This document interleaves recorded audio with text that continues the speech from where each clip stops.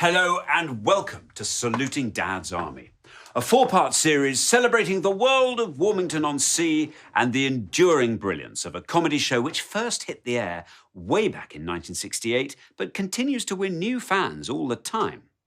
Welcome, too, to this recreation of Captain Mannering's office, though perhaps I shouldn't say that, as Mr. Hodges, the air raid warden, would claim it's his office, and then the vicar would say, actually, it's my office, and we'd never hear the end of it. So, in this series, we aim to take you inside Dad's Army as never before, with specially recorded interviews and rare footage which together tell the full story behind British television comedy's finest half-hour.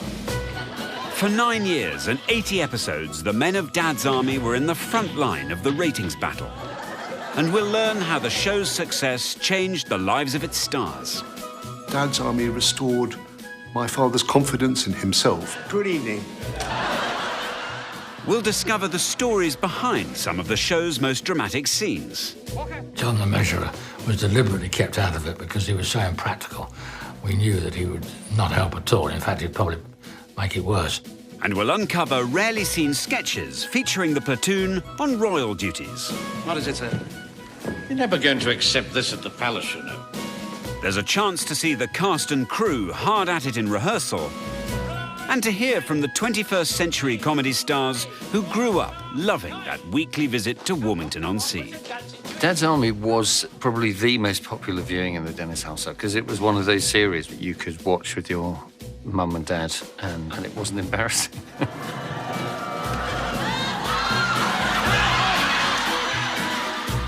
That was the brilliant thing about it. It just seemed to work for everyone. You know, sometimes, Wilson, I don't think you have the stomach for this job. Well, there you have the advantage of me, sir.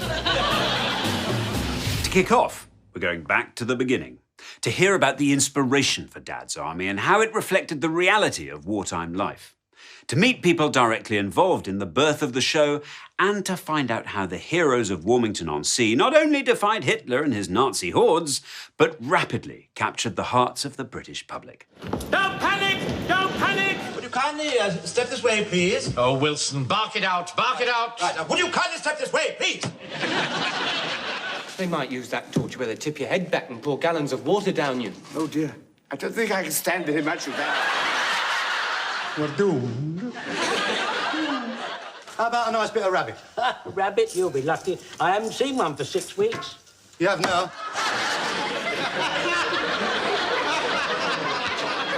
You stupid boy. However, Dad's Army's march to comedy greatness did encounter some pitfalls. I shouldn't go too far that way, Mr. Mannering. There's a great big...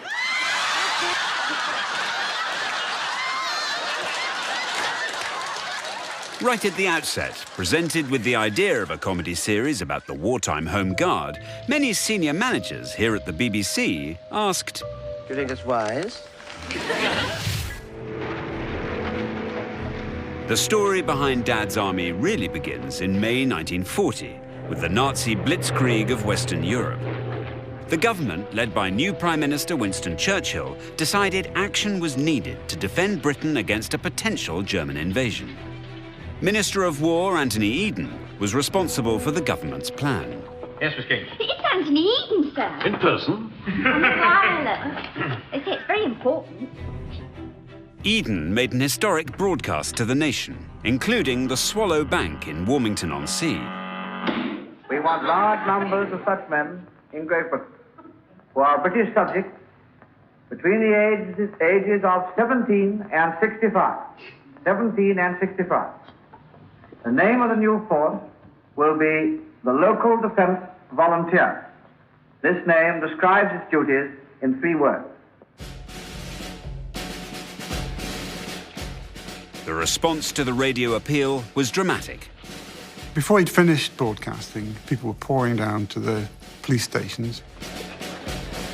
Within a week, they had 300,000 men. Within 3 weeks, about 1.4 million men. In the Local Defence Volunteers, now renamed the Home Guard, the country has a new and powerful shield against invasion. Those volunteers were brave men, actually, because they were the first line of defence in the case of an invasion. OK, an invasion never happened, but there was no way of knowing that it wouldn't. It seemed a real possibility. That possibility seemed very real in an early episode of Dad's Army, The Battle of Godfrey's Cottage. Believing the Germans have landed, the Warmington platoon faces the ultimate sacrifice. Now let's cross over to the key position. 3 determined men could hold an army there. Deny the enemy his axis of attack. If we can hold out for long enough there, it'll give our regular troops time to regroup for the counterattack. You see? Mind you, probably be the end of us. But we're ready for that, aren't we, men? Of course. Among early volunteers like these was teenager Jimmy Perry. Jimmy's service in the Home Guard began here on Barnes Common in southwest London. Nearly 30 years later, he would draw on those experiences to write what became Dad's Army. Yes, I was in the Home Guard when I was 16. And we all thought it was terribly funny then, because we were young boys, you see. And we were full of aggro, and we loved him. He told us at the first rehearsal that he was Pike. He actually was the young boy in the platoon, wherever he was. Look at this, Mr. Mannering.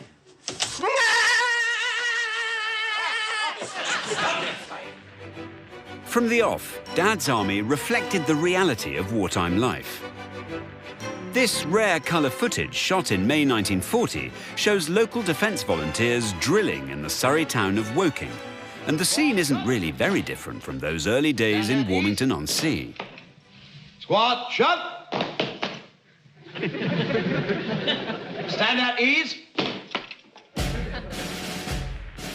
The men of Dad's Army really were showing what life had been like for those first volunteers. Sounds laughable, but they were equipped with some very old Lee Enfield rifles, and that was about the best they got at first. And some of them had pikes or spades or anything that you thought you could bash a Nazi with. What's that supposed to be, boy? Well, you said if you had nothing else, we'd tie a carving knife to a broom handle. I didn't say keep the brush on the end of it, you stupid boy. Well, he should have said. I don't want any insubordination. With the fact the Germans were going to invade, when you're 16, you're not thinking about that. All you're going and playing at it, and loving it, and doing house clearing and charging about and really enjoying it. We didn't realise the gravity of the situation. Right, bending and screaming at Mr. Littering person in your own time. Go! That's really the first time on the plane. With his wartime memories to draw on, in 1967, Jimmy Perry sat down to write a television comedy script, which he called The Fighting Tigers. I had the idea just one day, and I sort of got the idea together, and I was working with David as an actor, and I mentioned it, and it went from there.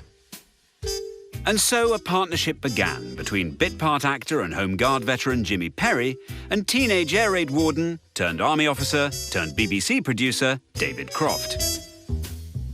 They would work together for more than 25 years and across 4 hit television series. Though even on the very early episodes, it was clear that Jimmy and David were quite distinct characters. I'd no idea who Jimmy Perry was, this lovely man, beautiful big blue eyes, beaming, laughing at everything. David was very quiet, unassuming, but there was an authority there. There was great discipline in the rehearsal room. At the suggestion of BBC head of comedy Michael Mills, The Fighting Tigers became Dad's Army. The challenge now was to turn Dad's Army from a script to a show, and that meant convincing sceptical executives at BBC Television Centre. There was the thought that perhaps we were taking the mickey out of England's finest hour, so they weren't all that keen, really. Years later, Hugh Weldon, managing director of BBC Television when Dad's Army was proposed, remembered being certain the show would fail. I belong to a very distinguished group indeed of very senior BBC programme executives whose distinction lay in this, that we knew for certain that a script called Dad's Army wouldn't work. The controller of BBC One also had some misgivings. The tiny doubt I had about Dad's Army was there's a fine line to be drawn between mocking them and having fun with them. Well, kick the door in. Oh, right, sir, right, sir. Right, sir. At the door. Kick. Having been a soldier myself, and David Croft having been a soldier, he observed that very clearly. And David was a genius. He decided he knew exactly where the line was drawn between mocking them and having a bit of fun. It looks a bit deep to me, Mr. Mandarin. No, it's all right, Jones. We can cross here. Do you think that's wide, sir? Don't argue, Wilson. I tell you, I can see the bottom. Oh, good. Forward! Are you all right, Mr. Mandarin, sir? Coming up in part 2 of Saluting Dad's Army, ruffled feathers on the first day of filming. And he said to me, Arthur, that'll have to change. The last-minute changes to episode 1. We've been timing it, and we find we're 4 minutes over. And Dad's Army has its doubters. And I know my wife looked at it and she thought, I don't know whether this is going to succeed.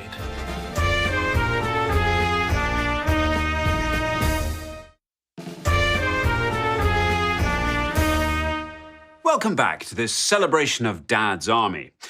Of course, one big reason why the series ran for 9 years and still has millions of loyal followers was the absolute genius of its casting.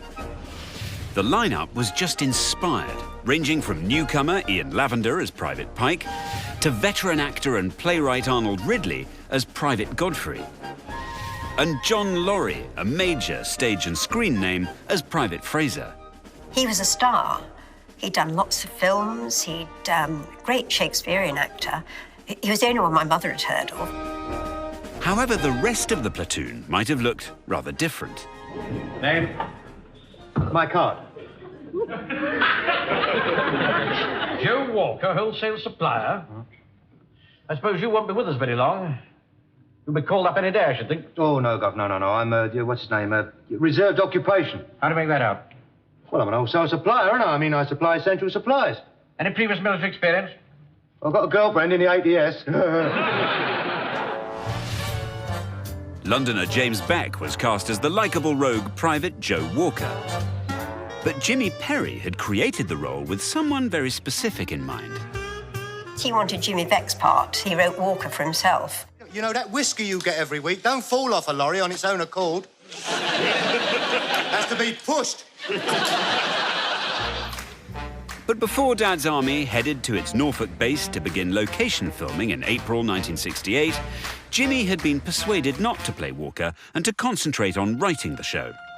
Though Jimmy did appear in the first series as music hall comedian Charlie Cheeseman. And now, customers, a little number dedicated to all fire watchers entitled, I Can't Get Over a Girl Like You, so turn out the lights yourself. Thank you, Professor. As Jupiter and Mars. While in one of the most memorable scenes in all of Dad's Army, actor and comedian Jack Haig plays a pub landlord who has some very unexpected visitors. What can I get?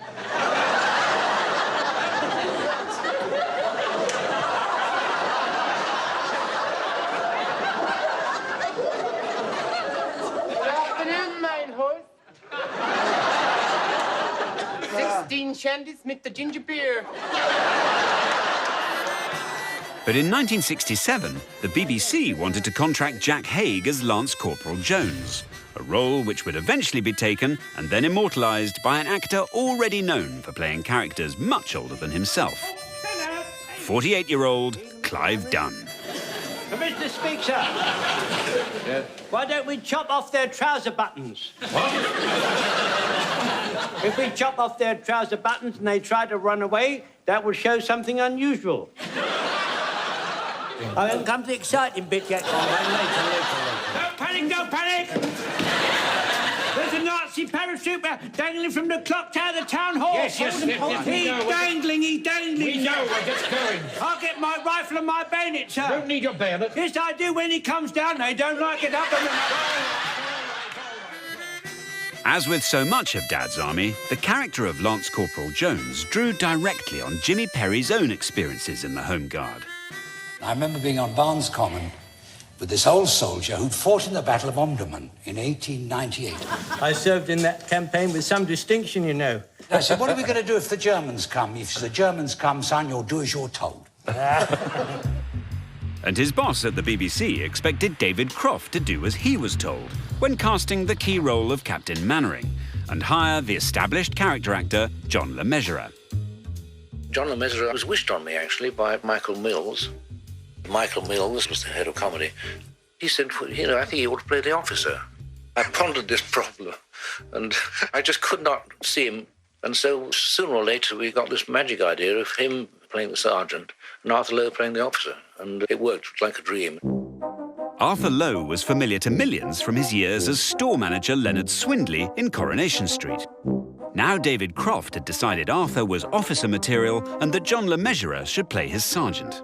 There were people around who thought that John Le Mesurier should play the captain and Arthur Lowe the sergeant, but David stuck to his theme, and he, of course, was right. The casting was brilliant. Now, the first thing to do is to appoint a properly appointed commander. A what, sir? Appoint a properly appointed commander. That's me. All right? All right. As Captain George Mannering, Arthur Lowe would write himself into comedy history. He brought a gift for physical comedy. Very well, remember. Alongside impeccable delivery. I don't want any fuss. I just want to be like an ordinary sergeant. I'm sure that would suit us all, Wilson. And brilliantly captured Mannering's middle-class resentment of the upper-class Sergeant Wilson, so memorably played by John Le Mesurier. I should have known not to trust that smarmy Captain Stewart. Well, you can't blame him, sir. I mean, he's got a job to do. Oh, you'll stick up for him, won't you? Both went to public schools, didn't you? No, I can't help feeling, sir, you've got a little bit of a chip on your shoulder about that. There's no chip on my shoulder, Wilson. I'll tell you what there is on my shoulder, though. 3 pips, and don't you forget it. Over the years, there would be suggestions that Arthur Lowe shared some characteristics with the self-important Captain Mannering. When location filming began on the first series here in Norfolk, there were already signs that Arthur was a little status-conscious. On the very first day's filming, we came out of the hotel to get onto the coach, and Arthur was sitting alongside me. And suddenly, the extras came in, and as they walked past us, one of them said, Arthur, good morning. And they went carried on, and he said to me, Arthur, that'll have to change. Jimmy Perry was famously upbeat, but not everyone felt the same way when shooting began. The first day of filming, we were delayed because it was snowing. It was supposed to be summer. And David, about 11:30, he said, I think we'll go for a shot in about 10 minutes. Go and tell them. And it's a terrible swank pot. He had his Rolls Royce there. And they're all crammed in this Rolls Royce, and the windows were all steamed up. And I opened the door, and they're all sitting in there. And I said, I was full of enthusiasm. I said, right, fellas, 10 minutes. We're going for a take, the first take for Dad's Army. And Arthur said, we'll come when we're ready. And I closed the door, and I went back to David. I said, we've got a bright and miserable load of old sods here. Within a few years of its first appearance, Dad's Army was drawing huge audiences and winning major awards. But in 1968, that success looked a distant prospect to some people, as set designer Paul Joel discovered when he took the first scripts home. I was excited. And I know my wife looked at it and she thought, I don't know whether this is going to succeed. While here in the BBC canteen, a young actor in the first series met plenty of sceptics among his fellow professionals. They just sort of scoffed at us and said, oh, that'll never work. I don't want any of that sort of talk here, Wilson. 8th of April, 1968. First day rehearsal. When it was read out loud by everybody, then the laughs came, because you could see how each line fitted the character. Them fuzzy buzzes, they was the only one that could break the British square. Not like those Jerrys, they couldn't break the skin off a rice pudding. They don't like the cold steel, you see, sir. They don't like it up 'em, you see, sir. They don't like the... Get him a chair, Together, Jimmy Perry and David Croft would create 80 scripts for Dad's Army. But they made a miscalculation on the very first episode, as Gordon Peters, cast to play a fireman, discovered. I got a call on the evening of the third day from David saying, Look, I don't know how to say this, Gordon, but we've been timing it, and we find we're 4 minutes over. And the only solution, we're going to take the whole chunk of your scene as the fireman. This is the scene in question, involving elaborate comedy business with hoses and Lance Corporal Jones getting his head stuck in a ladder. I was disappointed, of course I was. If I'd known then what a success it was going to be, I'd have been heartbroken. As it was, a considerate David Croft softened the blow. He was really so apologetic. He was a nice man, David. He said, I promise you faithfully, I will use you in later episodes. Within weeks, David Croft was true to his word, and Gordon made the first of several appearances in Warmington-on-Sea. Once more, sir. Oh, for heaven's sake. So the script had been written and cut to the appropriate length, the show had been cast, the sets had been built. It was now time to put Dad's Army to the test. Coming up in part 3, the first episode reaches the studio and the audience isn't impressed. I think we all thought we flopped. How Dad's Army started a battle within the BBC. And the title sequence seemed to me too brutal. And I meet a veteran of the Home Guard, the real Dad's Army.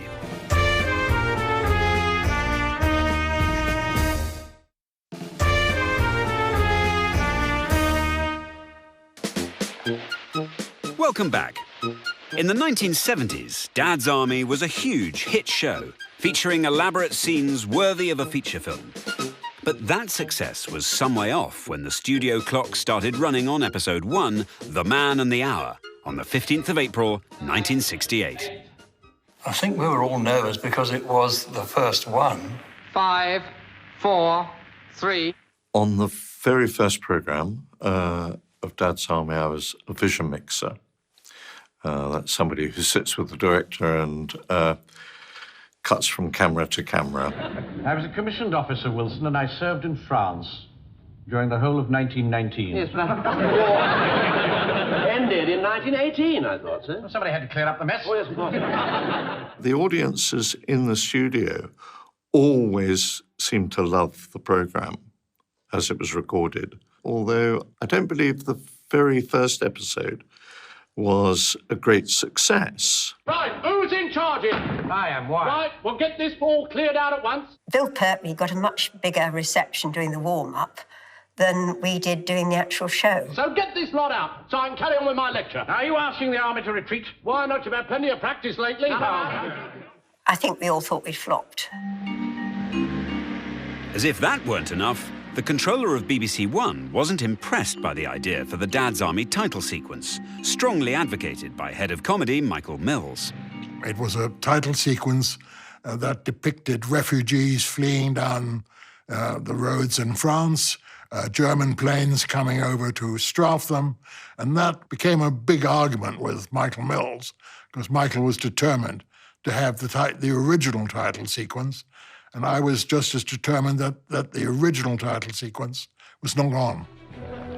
The dispute over seeing wartime events like this at the start of a comedy series led to the exchange of some forthright memos at the BBC, but the argument was only going to have one winner.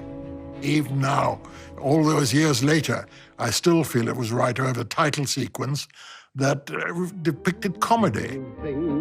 Britain was finally introduced to Warmington-on-Sea when Dad's Army and a title sequence which would soon become very familiar made it to the air at 8:20 p.m. on Wednesday the 31st of July, 1968. But this was months later than planned.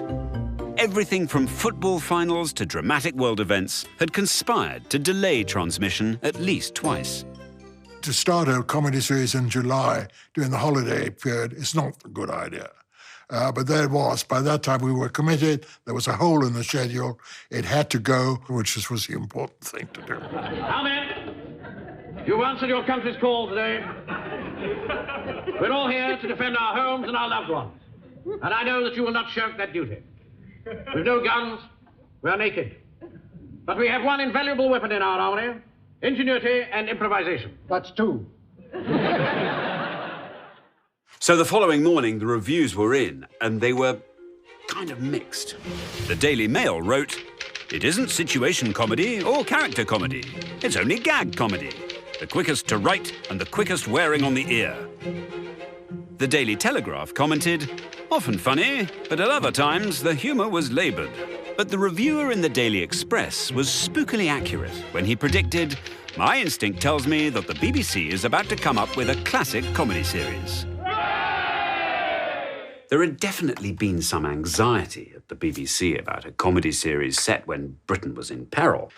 But soon, viewers were writing in to say how much they enjoyed the way Dad's Army depicted the war years. One lady claimed that butchers like Mr. Jones needed to be made of steel to withstand the flattery of their female customers. Have I got enough for a joint? Well, Mrs. Fox, of course. You have to do anything for £half of, skirt or kidneys or a sausage. Well, I suppose being a butcher, your business life is rather difficult at the moment, isn't it? Oh, it is, sir. Everyone wants a bit under the counter. Yes, I'm sure they do. If I could tell you some of the things that have been offered to me for a bit on the side, how to make your hair stand on end.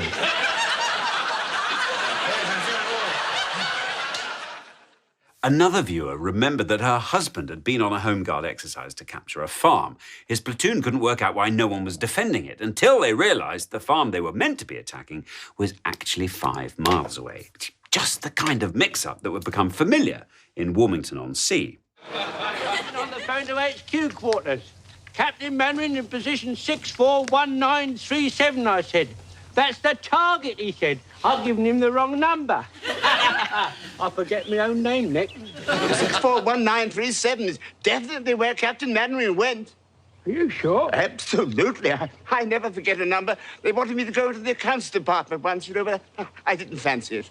But if that's the target for the £25, it'll all get blown up. Oh, dear. Well, don't panic. Don't panic. I'll tell her to stop the firing on the phone. Only don't panic. Don't panic! But what did veterans of the real Home Guard make of Dad's Army? In March 1969, the BBC's talkback programme found out. The characters in this are very, very true. And the fun that there's had and the things that happened are right to the point. To hear at first hand about life in the Home Guard and its portrayal in Dad's Army, I've come to Norfolk to meet one of our very few surviving Home Guard veterans, Mr. Peter Blackburn. Peter, it's a real privilege to meet you, an actual member of the Home Guard. When you watch Dad's Army, do you recognise the Home Guard as you knew it? In some respects, yes.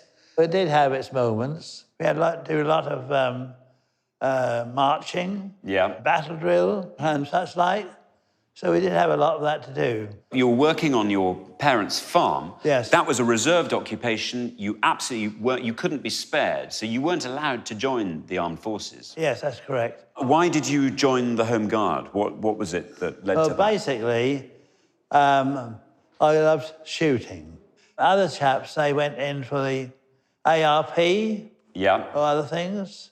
I prefer the Home Guard. I want to shoot. Yeah. So what was your history in the Home Guard? How old were you when you joined up? I was 17 years. 17 years, 2 days. Wow. Yes. Wow. So you had to be 17 to join up? Yes. You didn't hang about, That's right, did you? yes. You were the Pike of your outfit. Sort of, yeah. Peter enjoyed the Home Guard's drills and shooting practice, but the reality of war was never far away. Because we did have a lecture. Yeah. And we said, no, boys, Germans are coming. We know that, they're coming. You're short of ammunition, and we don't want any Germans to hold us prisoners. And so when you take any captive, use your bayonet. Use your bayonet? No, I could not have done that. No. I couldn't have stuck a bayonet into a rabbit, let alone into somebody. That's pretty gruesome, isn't it? So we were told, no prisoners. So given the Home Guard confronted matters of life and death, was the BBC right to worry about how its veterans would react to Dad's Army? There was that concern. The BBC were very much wondering how people would take it. Fair enough. But as we all know, it went perfectly. So when you watch Dad's Army now, do you like it? Yes, very much so. Mr. Mainwaring, please may I look after this hunting gun, please? Oh, very well. Thank you. They also call it the Chicago piano. What did you say? The Chicago piano. Stupid boy. Across 80 episodes of Dad's Army, Jimmy Perry and David Croft's scripts regularly found inspiration for comedy in actual events of the war years.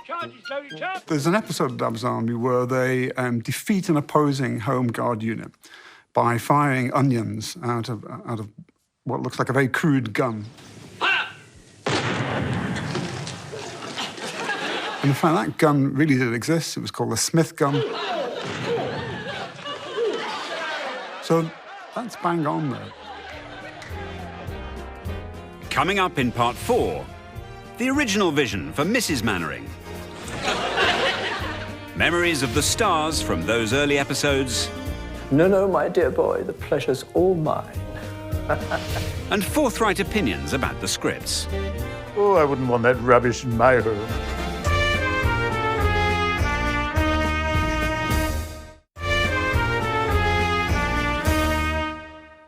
Welcome back to Saluting Dad's Army, and the stories behind the birth of this classic show told by the people who saw it all happen, from the rehearsal room to the studio. John Le Mesurier was a particularly interesting person for me to observe. Watching him in the rehearsal room, he was totally engrossed in the Times crossword throughout the week. But as soon as his cue came, he was there, spot on.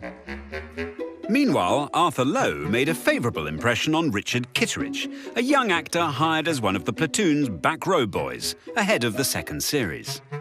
Arthur Lowe was a very dedicated actor. He really got into the part. I mean, it didn't matter how many times you did it in rehearsals, it was funny every time you said something. However, even on those early shows, it was clear Arthur Lowe and John Le Mesurier had different approaches to their work. John Le Mesurier had one of those eidetic memories that he could just look at a page and he'd sort of memorised it. And word perfect, which was very impressive, because he didn't look as if he knew what was going on at all. But unfortunately, Arthur Lowe was not very good on script, and that was always a little bone of contention in the studio. Hey, where do you think you're going? It's only 5:50. Playing bank employee Janet King, relative newcomer Caroline Dowdswell could observe Arthur Lowe's working methods at first hand. King, draw those lines on your way out, will you, please? He always carried the script with him in rehearsal, which I found very comforting. And it was only years later I found out he never took the script home. And they were always terrified in the box if he'd come out with the right lines. I intend to ignore what has just happened, and I shall expect a full turnout on Saturday. And quite a lot of I think, the character of Mannering came from the fact that he did forget his lines, and he then managed to get through it with kind of ums and ahs. Well, be that as it may, I would have welcomed a sample of cooperation from you as my second in command. So therefore, that was part of the excitement of doing those early episodes.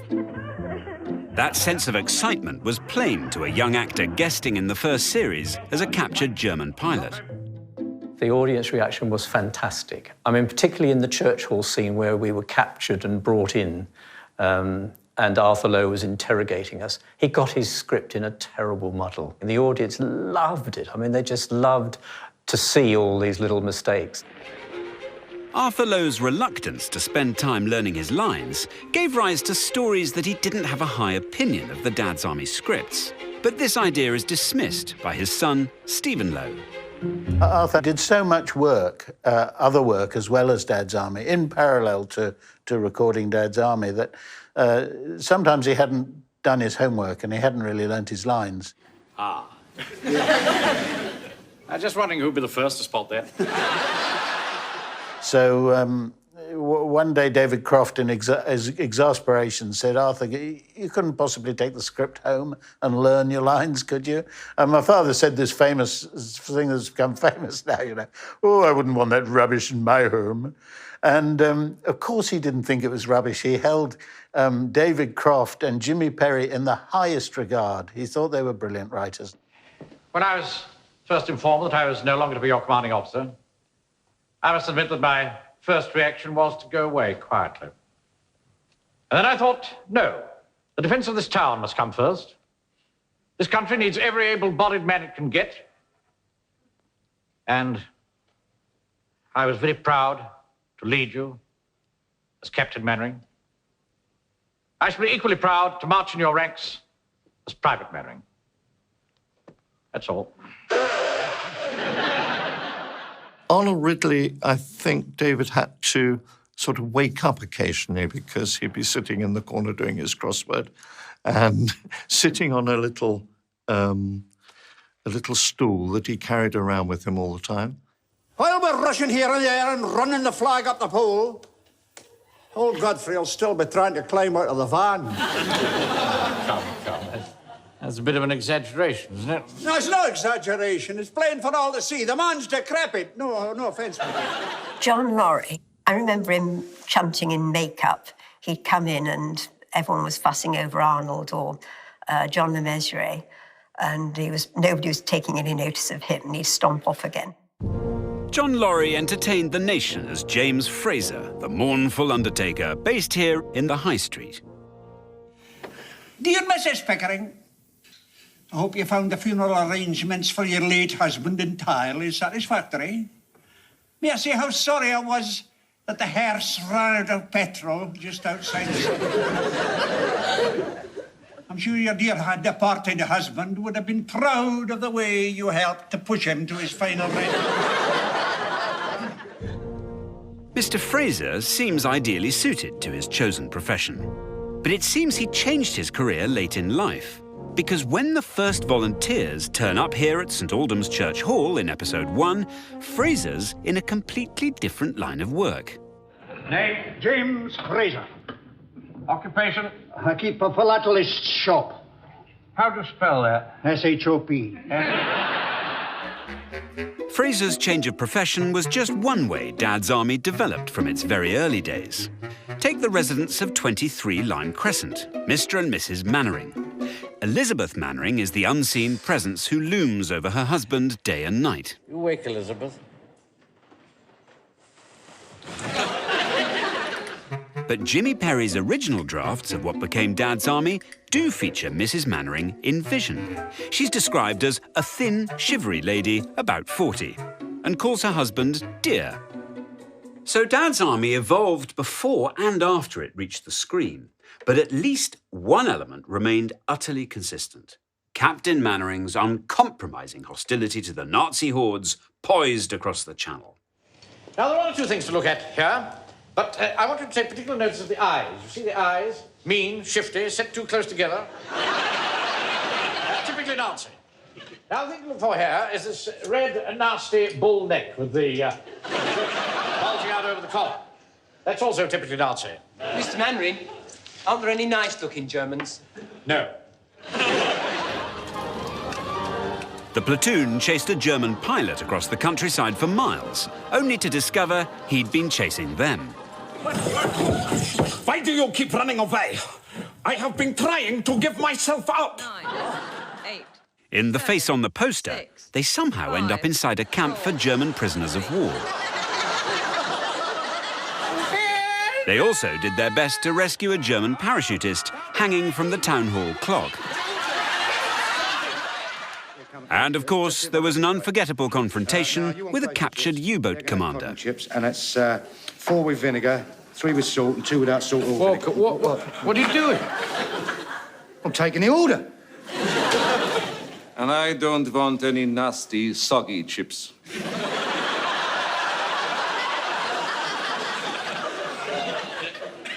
I want mine crisp and light brown. Crisp and Never mind that.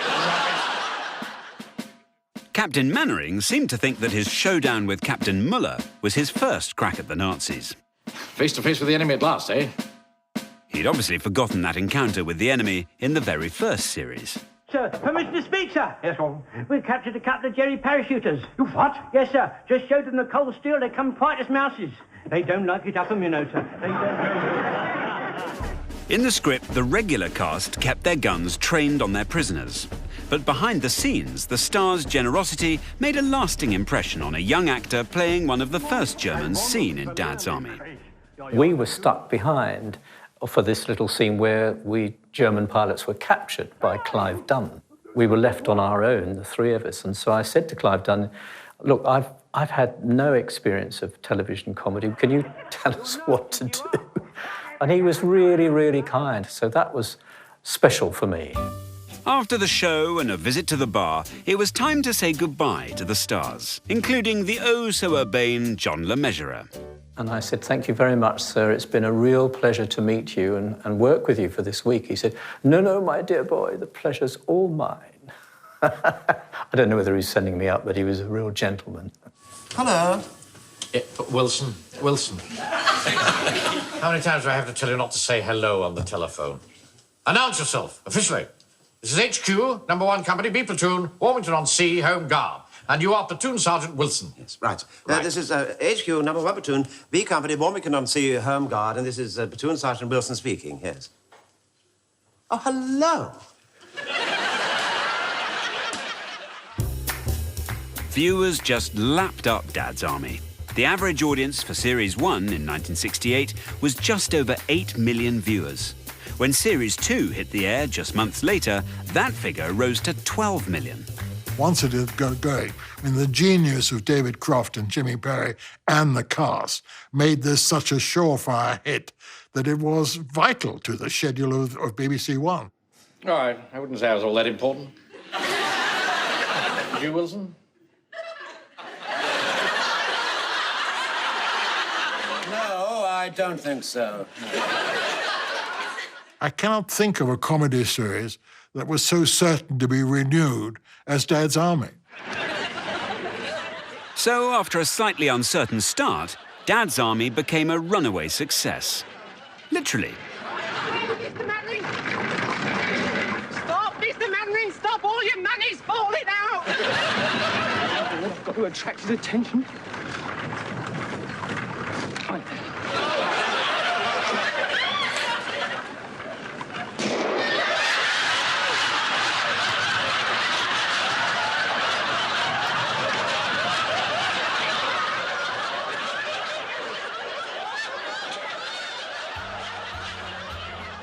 Next time on Saluting Dad's Army, the stories behind the heyday of this classic series. I think we ended up in a ditch. And if you liked that, the next brand new and exclusive episode is on Tuesday night at 8 o'clock here on Gold. Up next tonight, Rodney down in the dumps. It's only fools and horses.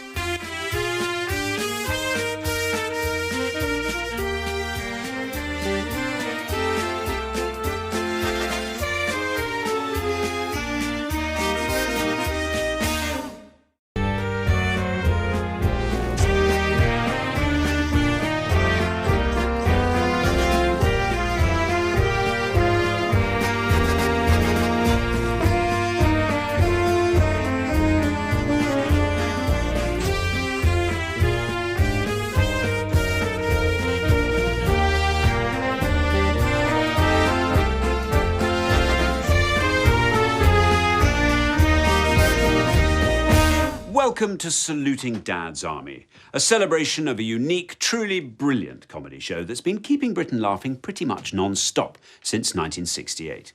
In this edition, we'll focus on the years when Dad's Army established itself as more than a hit television show and became a national institution. No wonder Dad's Army cemented its place in the hearts of viewers when the platoon were having some of their most dangerous and entertaining adventures. Jones! Mr. Mannering, how did you get there? Quick, stop the van. What? Stop the van. There's a live grenade in the back. What's up? What's up? Live grenade! A live grenade! Don't panic!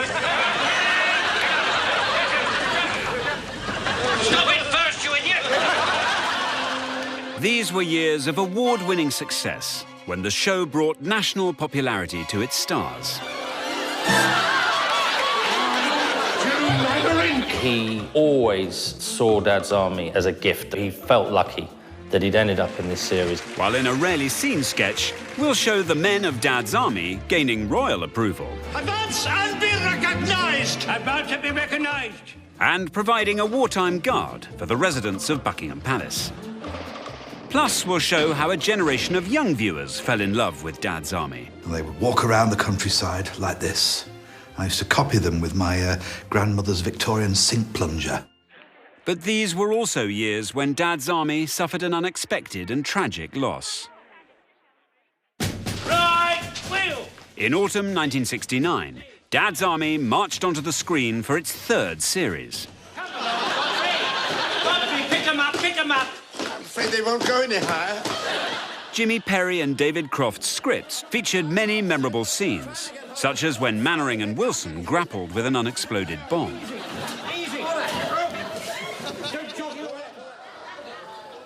And the series featured several innovations. Always somebody ready to interfere, isn't there? For one thing, now the men of No. 1 Platoon B Company, Warmington-on-Sea Home Guard, were taking the fight to the Nazis in glorious colour.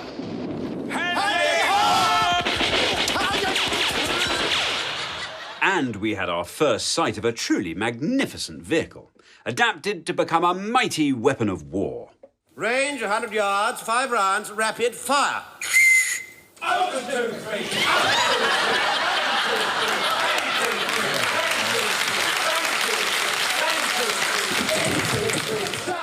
And the nation was introduced to a character who had become a familiar face in Warmington-on-Sea, the Reverend Timothy Farthing. May I ask what you're doing here? Based here at St Aldham's Church in Mortimer Road, the vicar has a lot to put up with. I came in here to be very cross with you, Mr. Mannering. Someone has written something very rude on the back of my spare harmonium. The vicar leads an action-packed life, often in the company of his verger, Mr. Yateman, and Mr. Hodges, the air raid warden. But the vicar always makes time to take an interest in his parishioners. Now, don't you worry, Mrs. Pike. After a while, he'll come back to you and he'll say, all these weeks I've longed for the moment when I could take you in my arms, tell you how much I've missed you. A touch impatient, the vicar isn't necessarily the best example to his flock. But in the 1970s, he had at least one devoted fan. The vicar in Dad's Army was a guy called Frank Williams, was a member of the congregation at the church of which my dad was the vicar. So it was very strange. Despite his busy life, the vicar always supports local events. Thank you for making up the darts team, Vicar. Oh, that's all right, Mr. Mannering. I'm always ready and eager to help cement Anglo-American relations. Have a drink? Oh, thank you. Scotch, please. Large one. Above all, the vicar's always on hand to provide spiritual guidance. I should have been killed. I was spared. Why me? Why me? Answer me that. Why me? Why? I can't think. And now I get to meet a man who made comedy history as the Dad's Army vicar, the great Frank Williams. Frank. Now, the Reverend Timothy Farthing, probably the most famous vicar in television history. How did you get your calling, would you say? I knew Jimmy Perry when he was running the Repertory Theatre at Watford, and he said to me, Frank, the very first thing I wrote down when I thought of Dad's Army was Frank Williams, vicar, which was very flattering, but it's very odd that I didn't appear till Series 3. He probably didn't find the bit of paper. Maybe he lost the piece of paper. So when you appeared in Series 3, it wasn't a big part, really, to start No, with. it was only a couple of lines, and I mean, as far as I knew, it was just a week's work, and I thought, well, this is quite nice. I, do it, went home, took the money, and then they asked me to go back with one or two others, and it gradually grew. By the last series, I was in every episode. Here. Have you heard the scandal about Fraser, the Undertaker? Is there a woman involved? Be quiet, Mr. Yates. You shouldn't listen to gossip. What's he done? In any part you play, you have to find some sort of affection of some kind or another for a character. I don't think he was a terribly nice character in some ways. I mean, he was tetchy and irritable. Yes. And, of course, he was the sworn enemy of Captain Mannering. Sometimes I think he hated me as much as Hitler. Okay, Vicar. You know perfectly well that you can work here all day while I'm busy at the bank. I'm sorry, Captain Mannering, but nothing is going to make me get up out of this chair, and that is that.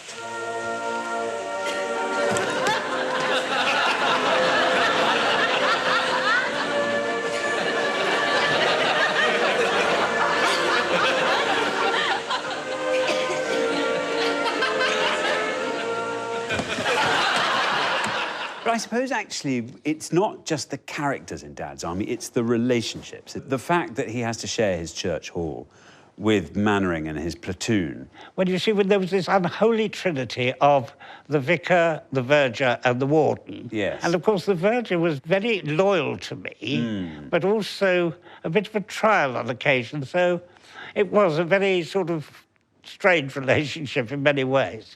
This really is a beastly nuisance, Mr. Hodges. Are you sure it's necessary? Well, what has to be, Vicar. You should know that. You say it often enough in your boring sermons. The vicar's sermons are not boring. There's several good bits in each one. There was an episode where Mannering says he'll buy me a drink, and I would say, I'll have a scotch, a large one. And Mr. Yateman said, better make it a single. His reverence is a martyr to the whiskey. And I say, be quiet, Mr. Yateman. So, you know, it was sort of fun. I must say you're a much braver man than I am, Mr. Yateman. Well, there's all sorts of courage, sir. I don't know how you have the nerve to get up and give those sermons every Sunday. The Reverend Timothy Farthing first appeared in Series 3 of Dad's Army, and this footage shows the cast rehearsing for Big Guns, one of the 14 shows in the run. Up, feather. The series ended in December 1969 with this episode, Sons of the Sea. Out on a river patrol, the platoon somehow gets lost in the English Channel. It's getting a bit foggy, you know, sir. Nonsense. Only a bit of sea mist. Believe me, I know this stretch of water like the back of my hand. We're just going to row down to the mouth of the river and then turn back. No, sir, it's getting awfully thick, you know. I mean, I can hardly see to read. 13.3 million viewers watched the platoon believe they'd landed in Nazi-occupied France. Captain Mannering, sir. What is it, Governor? Do you think I might be excused? With such consistently huge viewing figures, surely Dad's Army would be fighting in the front line of the ratings battle for years to come. The show's producer and co-writer had other ideas. In October 1969, David Croft told reporters Dad's Army would finish with its third run. We will have made 26 programmes by the time the series ends, which is the number we had always decided upon. If we don't stop then, it will flog itself into the ground. So after just 3 series, was this the end of the road for Dad's Army? Don't worry about that. Just leave everything to me. After all, I've never let you down yet, have I? Coming up in part 2, the Warmington platoon marches onto the big screen. How Dad's Army changed the lives of its cast. And the perils of location filming.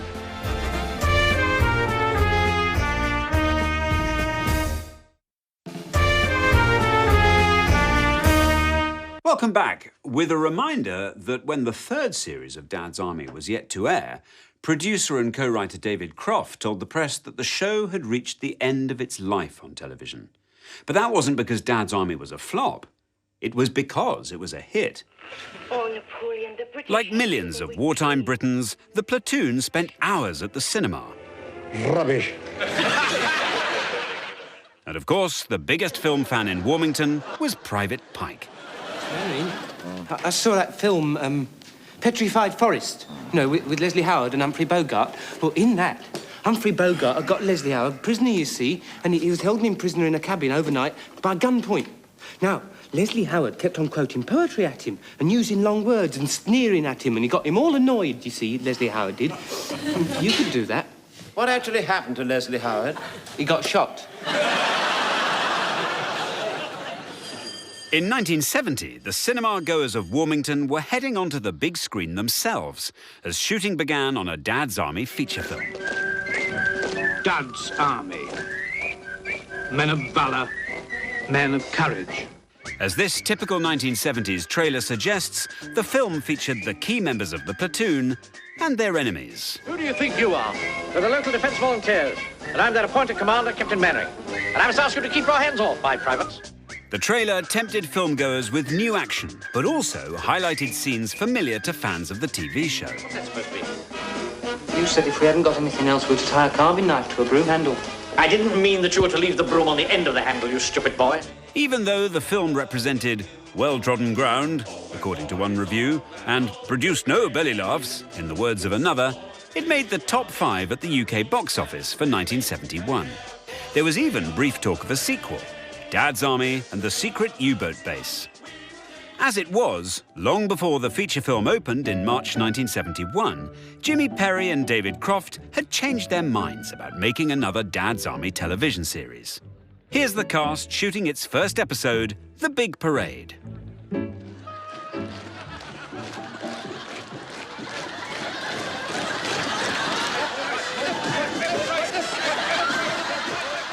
In its 4th series, Dad's Army remained a runaway success. The show was entertaining millions of viewers and changing the lives of stars such as Arnold Ridley, the genteel Private Charles Godfrey. Good evening. Good evening. What's that piece of white paper doing in your hat? Oh, yes, that's for the sun.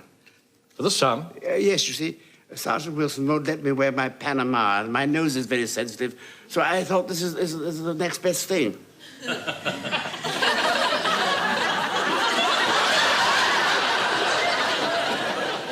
Arnold Ridley was a decorated hero of World War I and a successful playwright, notably of the hit thriller The Ghost Train. And his error, if it was an error, was to start a film company, which duly went bust, lost all his money, and that was the end of all his wealth, really. And then in 1968, Dad's Army came along. I'm sorry, sir, I didn't know you'd started. Dad's Army restored my father's confidence in himself, as well as giving him a modicum of financial security, which he and my mother hadn't known throughout my childhood. Hurry up, Godfrey. Sir, it's these trousers, sir. Don't seem to be any buttons for my braces. Well, can't you wear a belt? I always think trousers hang so much better from braces, don't you think so? Not a fashion parade, Godfrey. Another actor grateful for the success of the series was Bill Pertwee, who gained national fame playing Captain Mannering's arch-enemy, Warden Hodges. Now, I've had instructions that you and I are supposed to cooperate. So I'll just tell you this once. I shall want that all every Wednesday evening for an ARP lecture. Oh, I'm afraid that's quite out of the question. What are you talking about? I have a parade there every Wednesday evening. Oh, well, that's your bad luck, mate. I have a long-standing arrangement with the vicar. What goes on between you and the vicar is entirely your affair. The thing was that Bill came from variety, came from music hall, and so he thought it was a fantastic chance just to get a few episodes and see what happened. Whereas the established actors that were in it, they probably saw the series as, well, this is just a kind of TV show, and it's nothing special. That wasn't a view shared by Arnold Ridley. When he first received the scripts, he thought they were absolutely excellent. And he thought that they would appeal enormously to everyone who could remember the Second World War, who'd lived through it. But in his view, at the time, he thought it wouldn't have much appeal for the younger generation. My sister Dolly won't have drink in the house, except the parsnip wine she makes herself. I tried it once. I fell over. He was so pleased to be wrong. I don't think we need quite as much first aid kit as that, Godfrey. That's not first aid, sir. That's my picnic. Picnic? You sent me to bring some food, sir. I said you were to bring haversack rations. That means sandwiches. Oh, but I'm afraid such things are very indigestible to me, so my sister has made me up a vegetable flan and some rice pudding. Rice pudding? Much as he loved the Dad's Army scripts, 72-year-old Arnold had some doubts about accepting a role in the series. He was slightly worried about playing Godfrey, this is at the age of 70-something, because he didn't want to be typecast. You ought to get glasses, Mr. Godfrey. Oh, I had a pair once, you know, but I didn't get on with them. They made me look rather old. Bill Pertwee had been the warm-up man on early recordings of Dad's Army. Now he embraced his newfound fame as the resident baddie of Warmington-on-Sea. Some kids or people would occasionally in the street shout, you know, put that light out. Put that light out! Dad loved all that. I think he felt that that was a recognition of the show. To have Mannering's own private Hitler was a great part to have, really. Hello, Napoleon.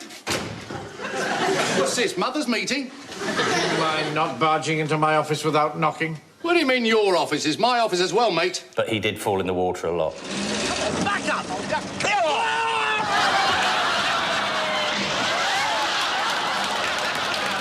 David Croft actually said, the thing about Bill is he said we could throw anything at him. He didn't mind a bit. We'd pick him up, we'd throw him in the sea, we'd throw him in a canal.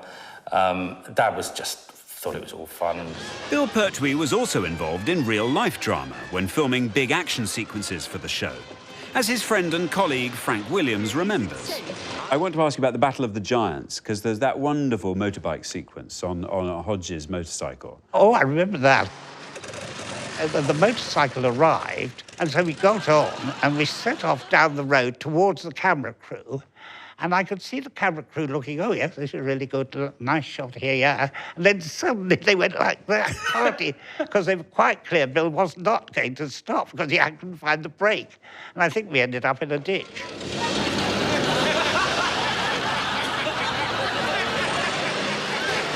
We didn't have health and safety in those days. I mean, Bill was forever falling in the water. Yes. Nobody thought of going down to make sure it was all safe down there before he did it. I mean, you just cut on with it. Spectacular sequences like this became a hallmark of Dad's Army and its pomp, setting the show apart when most comedy was studio-bound and revolved around domestic life. We do something I don't think many people do, that is adventure comedy. We like a bunch of idiots, but real people, and put them in a difficult situation and see how they'll get out of it. In The Royal Train, Jimmy Perry and David Croft created just that kind of difficult situation, with unforgettable results. A brilliantly inventive plot leaves the platoon on the footplate of a runaway locomotive. Stupid boy, you said that you know how to drive this thing. I can't stop it without a brake, can I? Don't you use that tone of voice to me. The vicar, the verger, the warden and Warmington's mayor give chase to hand over a vital brake key. But before long, the train is chasing them. Keep out there! We've used reverse! They're coming towards us! Of course I'm sure! Oh, don't just stand there gawping, get pumping!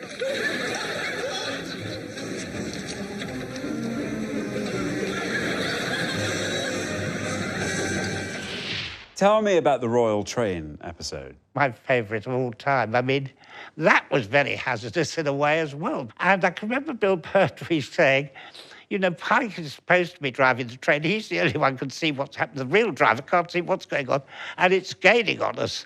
I think we'll have to jump. I said, Bill, we're going at about 40 miles an hour. We'll break our legs. He said, the train crashes into it and break our necks. But that's very genuine. That was very genuine. We tried to get faster and faster and faster because we were aware the train was gaining on us. The Royal Train was broadcast in 1973, when Dad's Army was firmly established as one of Britain's favourite television shows, packed with popular characters such as the likeable rogue Private Walker, played by James Beck. Excuse me, sir. About the ammunition, I think I can get it for you under the counter, you know what I mean? No, it's quite out of the question. How much would it cost? What about a bob around? No, I wouldn't allow it. And where would you get it, anyway? Well, it's an Irish battalion up at Ghoul's Head. Well, surely they don't sell that ammunition. You get up at that boozer at 10 o'clock on a Saturday night, they sell you the Pope. All right. It's very hard for people like me that have to work with their brains all day. Your brain? What are you talking about, your brains? All you've got to do is give a couple of wallops with your chopper and keep your fingers out of the way. And Walker, if you've been up to any monkey business, I shall be down on you like a ton of bricks.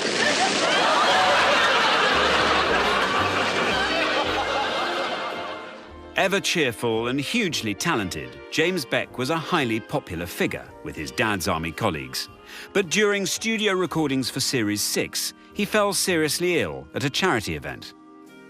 James Beck died on the 6th of August, 1973. He was just 44 years old. I think Jimmy was a wonderful actor. Had he lived, he'd probably been one of our leading character actors. A lovely man, too. Jimmy Perry and David Croft made no attempt to recast the part of Walker for subsequent television episodes. They knew that James Beck was irreplaceable. Here, listen, I tell you what. £2.10 apiece, £4.10 for the pair. I'm not paying that sort of money. Who ever heard of £2.10 for a cricket ball? Don't. Listen, £2 apiece. I'm robbing myself. You'd sell your own grandmother, wouldn't you? Well, there's no market for her. Coming up after the break, Dad's Army's Royal Seal of Approval. Lance Corporal Jones goes Dutch, and Captain Mannering bursts into song.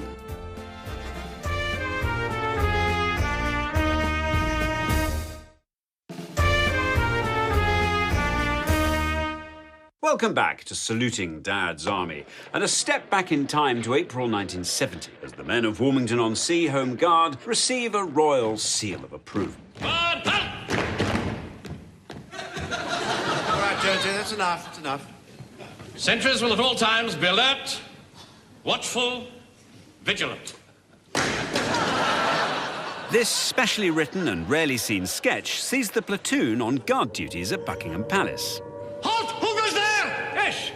Oh, who goes there? Who is it? Advance and be recognized. About to be recognized. And the punchline of the sketch sees Fraser, Jones and Godfrey receiving their evening cocoa from two young royal residents.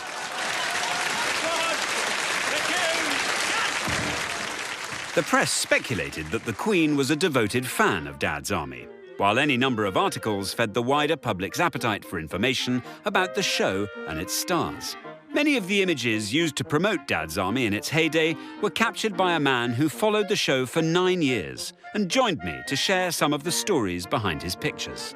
Radio Times photographer Don Smith. Well, Don, how lovely to have you here. What good to be here. Treat it is to meet you.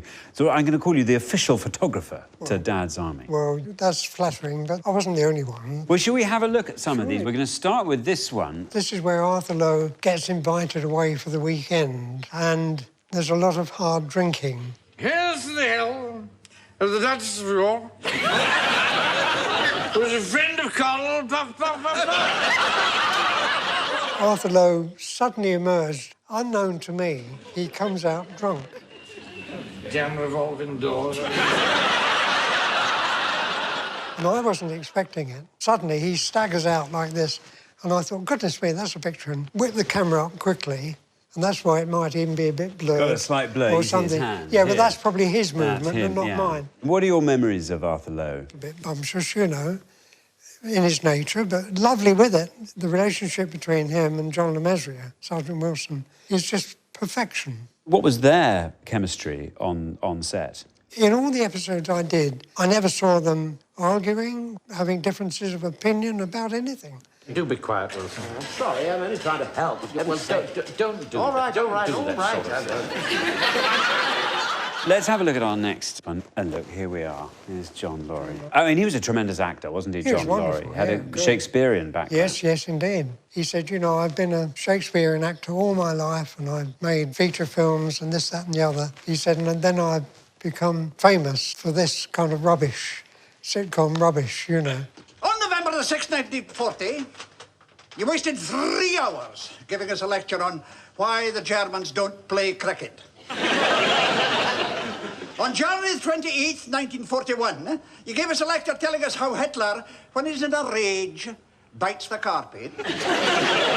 Well-known fact that he does. Maybe, but you then proceeded to waste 2 hours working out a plan on how to send him a poisoned hearthrug. As well as shooting publicity pictures, the stars of Dad's Army were in demand to make personal appearances, in character. Here they are turning on Blackpool's famous illuminations. And the soldiers of Wilmington-on-Sea platoon were enlisted for a real-life campaign. Get your eyes tested, Napoleon. Can't you see the lights are changed? To improve road safety. You're not meant to edge forward and harass the pedestrians. Who says so, the vicar? Actually, sir, no. I say so. The public had fallen in love with Dad's Army right from the off in 1968, and the show's success soon brought its stars some interesting opportunities.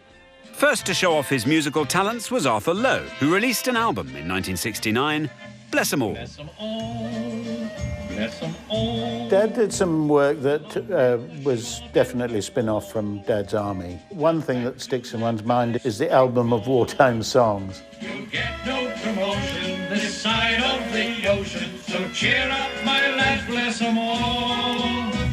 But he never actually did that well with that. It wasn't his finest hour.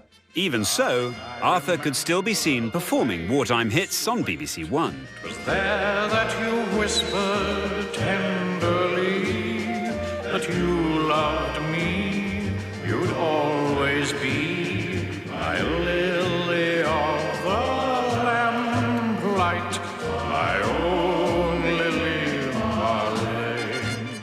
Hot on Arthur's heels in 1970, Clive Dunn, a.k.a. Lance Corporal Jones, released his own album. Permission to sing, sir. If you will give me permission to sing, sir. Clive then enjoyed a huge hit single with Grandad.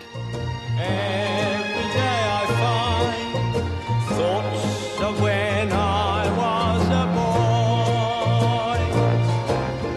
Grandad, Grandad, you're lovely. Grandad was #1 for 3 weeks in January 1971, and it remained in the UK Top 40 for an incredible 22 weeks. The success of Dad's Army and his records meant Clive appeared on countless TV shows, even abroad, as with this Dutch game show. Dank u wel, mevrouw. Dat is... Hoe komt u eraan? Wel, grote moed. En die nou bijvoorbeeld, hè? Hoe komt u daar dan aan? Ik heb de hele regiment het leven gered. Hoe?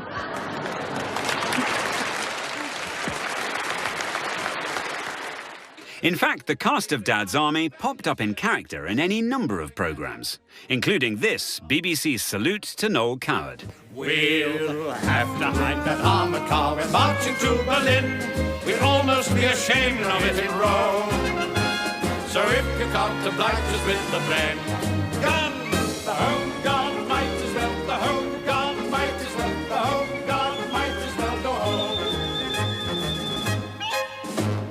And of course, Arthur Lowe and company also appeared on the Morecambe and Wise show. Ah, well, there are a few more of the rubble, sir. Bring them on! Sir!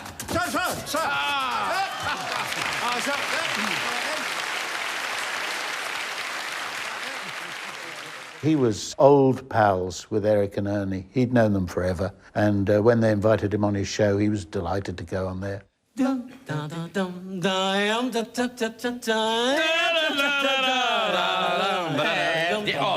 no, please. Sure? Please. Oh, not here. Oh, I see.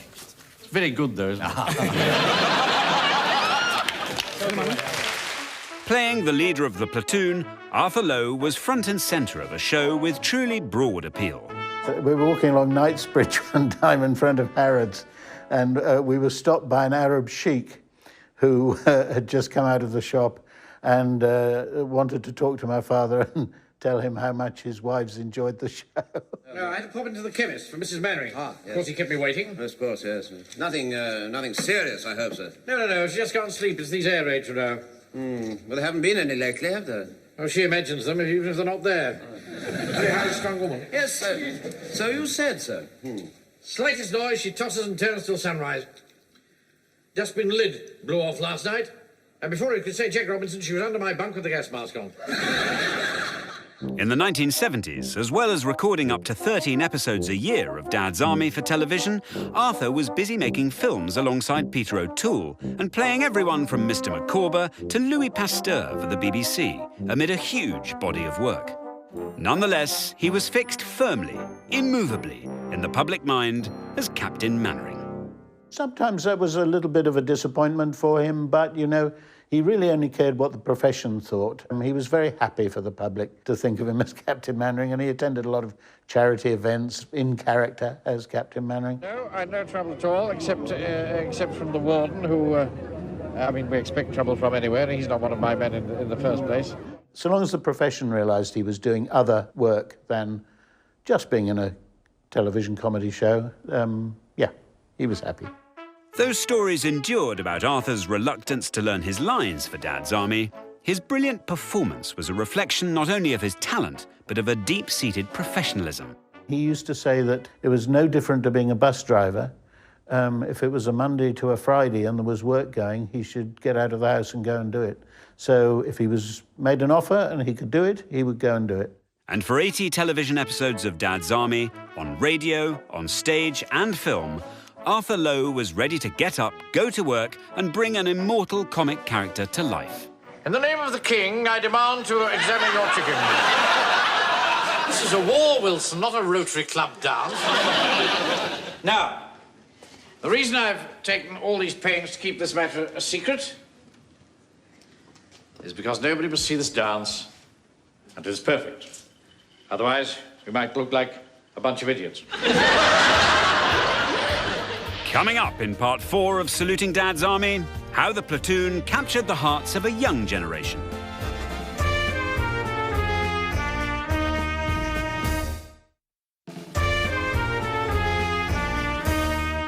Welcome back to Saluting Dad's Army, where it's time to talk about the people who were crucial to the show's huge and enduring success. The viewers. In the 1970s, Dad's Army was required viewing for families up and down the land. I remember watching it as a family with my sister and my mum and dad, and that being such a focal part of my childhood and such a defining part of my childhood, actually. Uncle Arthur. What is it, Frank? Have you seen Mr. Snuggly? Mr. Who? Mr. Snuggly, my teddy. No, I haven't. Dad's Army was probably the most popular viewing in the Dennis household because it was one of those series, wasn't it, that you could watch with your mum and dad, and it wasn't embarrassing. Well, I was going to have a bath, and I got one foot in, and I heard this voice telling me I'd got to have a permit. Right, I really don't think... Of course he's got to have a permit. What do you think I've been shouting my mouth off about all the time? This whole thing's assuming ridiculous proportions. Well, make your mind up, because the water's getting cold. The sort of very funny, very interesting world of really different characters that I was in love with, sort of every single one of them. I hereby give you permission to take a bath. Yours sincerely, Jack Jones, Lance Corporal. Ah. Oh, who do I give it to? That's the point, isn't it? I think you better give it to me. My dad had served in World War II. He'd been in the Royal Engineers, disposing bombs. And I used to love watching my dad's reaction to Dad's Army, seeing how he related to it and the glow that this gave to the whole house. There was this other kind of glow that came from the programme, as well as the comedy itself. No, sir. I don't think I can stand very much more of this. Oh, come on, Wilson. Cheer up. There is a destiny that shapes our ends, rough hew them as we will. I'm reminded of the tale of the Australian soldier. He arrived up at the front and was met by a British officer who said, "Ah, my man, you come to die?" And he said, "No, sir. I came yesterday." It did strike a chord with my family. I think there was that, it sounds a strange phrase, but sort of a nostalgia for the war among a lot of people. You know, some of you chaps will be heartbroken when this war's over.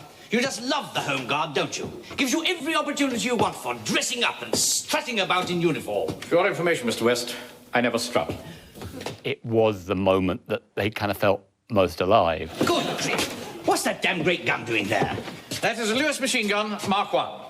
We keep it there during the daytime because it covers the high street from Stead and Simpson's to Timothy White's. What do you mean to tell me you'd use that to shoot at Germans? If they were coming out of Timothy White's, yes. Here was a situation that everybody in the country knew about, that everyone had the legacy of behind them, their parents or their grandparents, certainly. I think it resonated with that generation because I think the thing they remembered really strongly was that feeling, that memory of that moment in the war where it felt like it was Britain on its own, facing disaster. But what it did was somehow take that world and make it an OK world to be in, and a safe world, and a reassuring world. Well, I'm saying, Hitler and his lackey Mussolini are here, across the channel. We are guarding our strong points, which are the Stones Amusement Arcade here, and the Novelty Rock Emporium here, with our advanced headquarters in the middle here at the Marigold Tea Rooms. My parents were both born in 1931. Really, it should have been a comedy for them. They sort of remembered the war, knew what the Home Guard was, where, you know, my brother and I really had no idea at all. That was the brilliant thing about it. It just seemed to work for everyone. When young viewers wrote to the stars of the show at the BBC, the kind and gentle Private Godfrey was a particular favourite. My father received one letter from a child who said, my sister was very upset last night when the bank manager was rude to you. He shouldn't have been, because although you are very stupid, you do try. Children saw the stars of Dad's Army making guest appearances on programmes such as Blue Peter. It's an awfully good picture of you, sir. Very good likeness. It is good, isn't it? I'd have thought that you could have had a shave before this was drawn. Yes, well, at least I bothered to do up my battle dress blouse, sir. So you did. Board games, comics and toys gave young viewers a chance to express their enthusiasm for Dad's Army, but above all, there was the show itself to enjoy, year after year. Walker was my first love. Yeah. Do you want any clothing coupons? Bob a piece. No, thank you. I'll tell you what to do. Special price, 10 bob a dozen. No, thank you. Petrol coupons? I haven't got a car. No, I can help you there. I just thought he was brilliant and hilarious, and because he's basically like a naughty boy. Here, Jonesy, come here. All your problems are over. I've got them. Got what? The off-the-ration meat.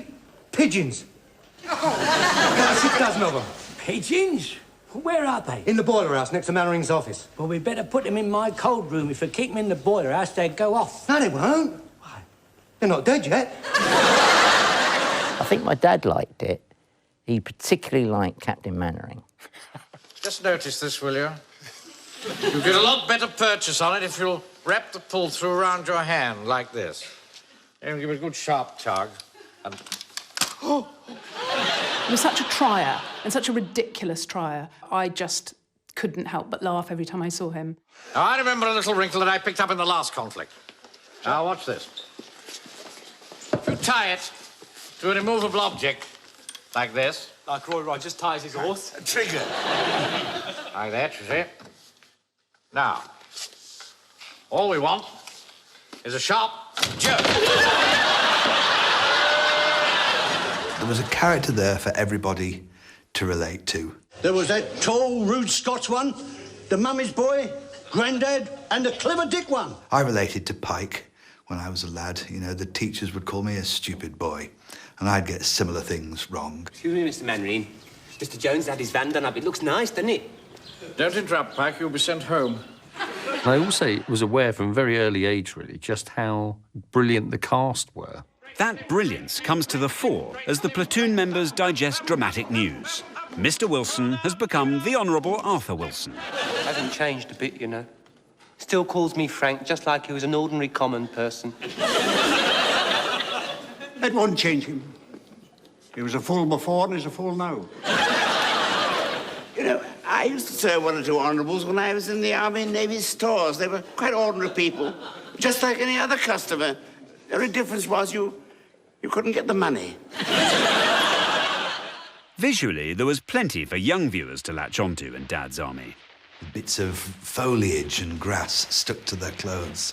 This was very appealing to me as a child, just the absurdity of it. With ludicrous camouflage and My Sister Dolly. All these things that just moved into sort of family language. I remember I saw that film with my sister Dolly, but she made me take her out before the end. She thought it was rather near. Oh. Children had always responded to Dad's Army, but as young viewers became teenagers, some realised that life in Warmington-on-Sea was more complicated than they'd thought. I remember as a kid being sort of very puzzled by the whole Pike's mum and Wilson. I want to speak to Captain Mannering, Arthur. Well, I'm afraid he hasn't arrived yet. Have you seen Frank's feet? I really haven't noticed them recently, no. Oh, they're in a terrible state. Are they? He woke up screaming in the night. Really? I didn't hear him. Oh, Arthur! Sorry. Sort of 16, I was sort of 15 going, yeah, what's going on there? Mum? Uncle Arthur lives miles away. How could he hear me in the night? I was 14, and I was of that generation who was kind of a little bit fed up with hearing the older generation bang on about the war. So initially I was a bit resistant to it. But I think the thing that first turned me onto it was the interaction between Mannering and Wilson and that beautiful portrait of sort of how class works in this country. Reminds me of the time when I was at school, we used to have midnight feasts in the dorm. Really? The school I went to, we didn't have any midnight feasts. Had to manage with a few aniseed balls in a corner of the playground. Though ultimately, perhaps the appeal of Dad's Army to a generation growing up in the 1970s was really very straightforward. It's old men being funny.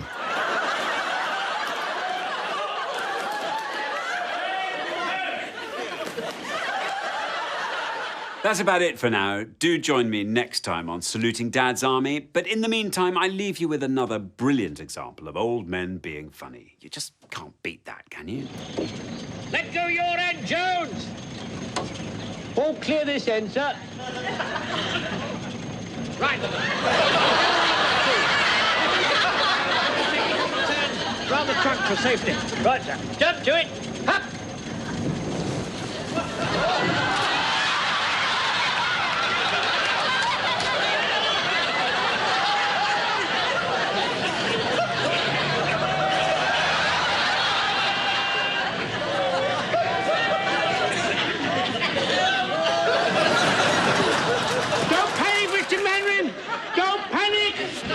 Next time on Saluting Dad's Army, we go behind the scenes to discover how the magic was made.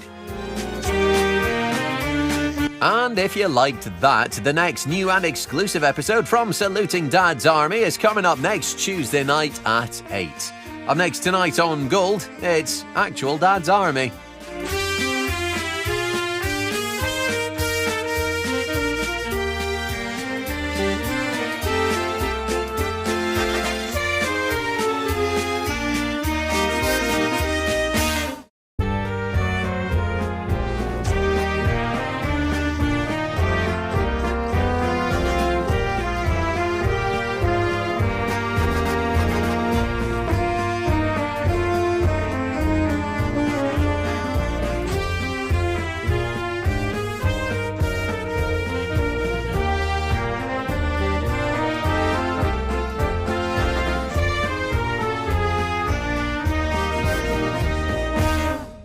Hello and welcome to Saluting Dad's Army, a series that wallows in sheer enjoyment of a classic comedy series. This edition goes behind the scenes to look at the nuts and bolts of the show. We'll meet the people behind the camera who made the magic possible, the members of the public who became part of the Dad's Army story, and ask the big question about the stars of the series. What were they really like? Warmington-on-Sea. I've forgotten the number. You stupid boy. It's Warmington-on-Sea. Just a moment. Wilson! Yes. Wilson! Yes? Just checking on the number. Oh, yes. 333, sir. Quite correct. Arthur was Captain Mannering, and Captain Man was Arthur Lowe. There was no splitting the two, really. Say no more, Captain Stewart. You're trying to tell me that you want us for special duties, aren't you? Special duties? That's it? I want you for special duties. You can rely on us. What exactly are special duties? I got to like him eventually. Yeah. Good night. Good night, sir. Good night, sir. Good night. He's almost human sometimes, isn't he? He was a very private person, Arthur. You know, very, very private indeed. Do you know where the key is? Yes, sir. Jones, can you hear me? I'm going to tell you where the key is. It's here. It's here. He would do what he had to do with you, and sort of in between waiting for something proper, something like that, he wouldn't chat with you. You know, you were there to say your lines to him, and that was that. When we went to rehearsals, Mannering was always respected as being the senior person. Everybody was very friendly, but you were aware that everybody had a status. Arthur Lowe's son Stephen witnessed his father's status consciousness at first hand in the BBC bar after a Dad's Army recording. All the cast would sit round one table, all having a great time, and he would insist on sitting at another table away from them.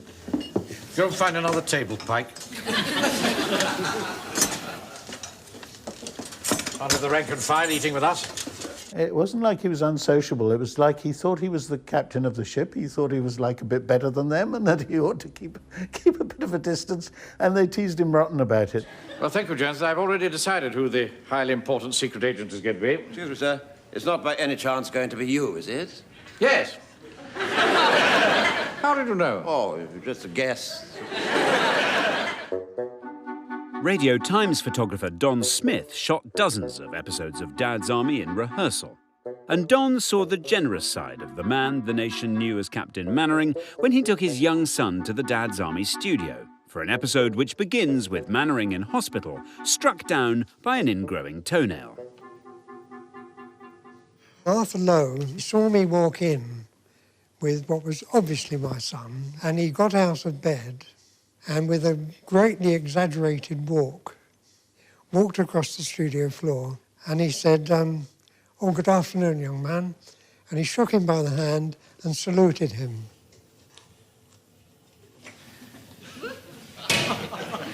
And that's my memory of Arthur Lowe and my son.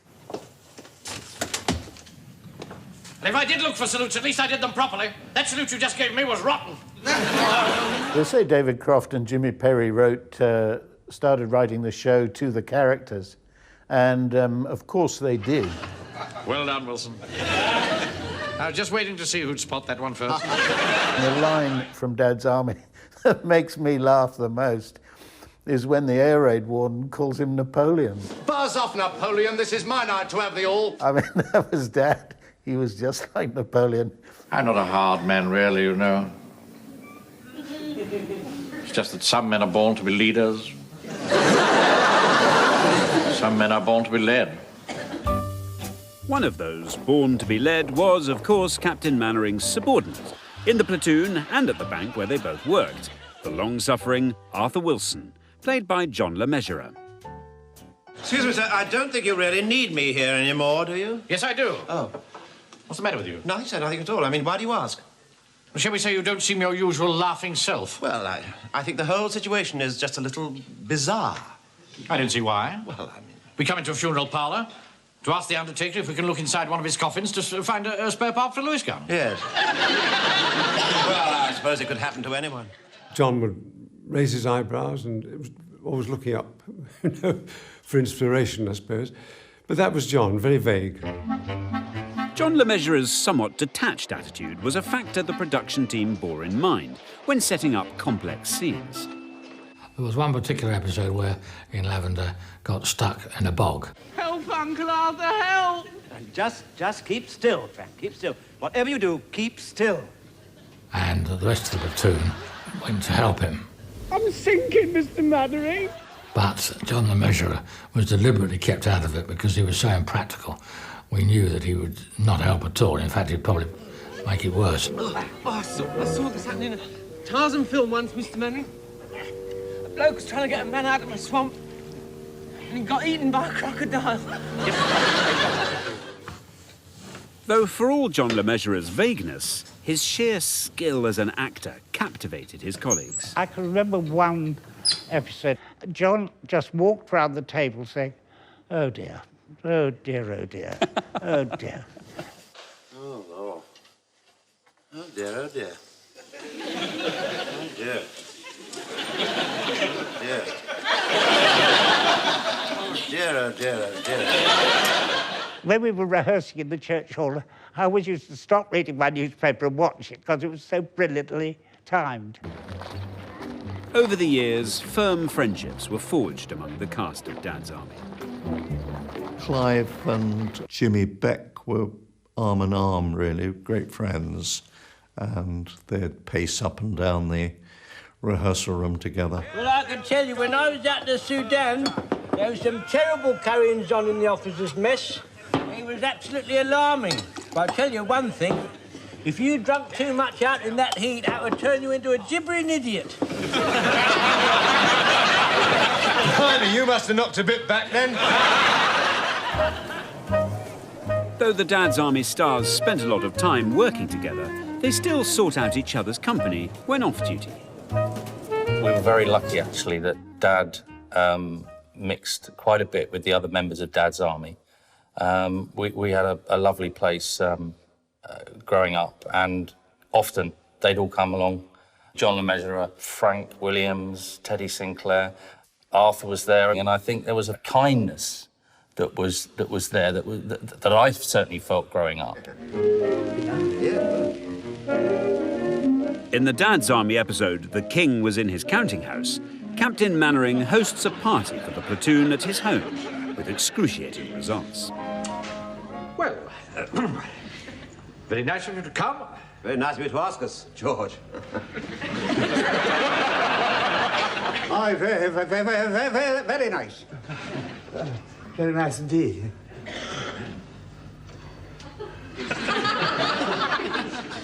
What a lovely party, Mr. Mannering. Yes, I'm enjoying myself. However, off-duty, Arthur Lowe could be a highly entertaining host. After dinner, he played, I can't remember if it was a clavichord or a spinet, but he played this beautiful 17th century instrument. And he was very, very cultured, but he was an odd mixture. He bought this huge boat with a big funnel. It was a big old steamboat. It turned into a huge restoration project. My dad loved having a project. You can imagine him with a clipboard and a jobs list and getting everybody organised to do all the jobs on the boat. The next thing in our line of fire is the cricket pitch. That scoreboard will have to come down. Oh, no, please, sir, please, not the scoreboard. I know you're captain of the cricket club, Wilson, but we can't make any exceptions. Well, why can't we wait until the end of the cricket season? Well, unfortunately, the Nazis don't play cricket. If they did, we wouldn't be on opposite sides now.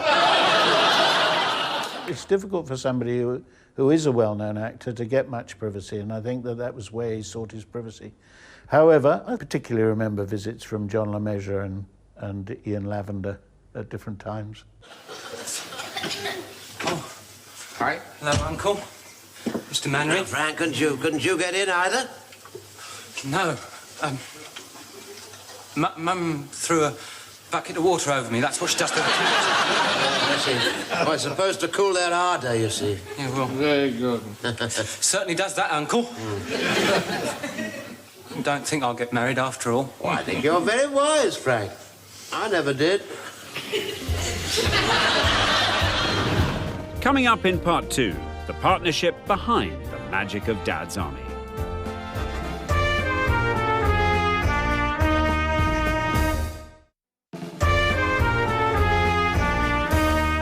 Welcome back to Saluting Dad's Army and more behind-the-scenes stories from the comedy series, which endures like no other.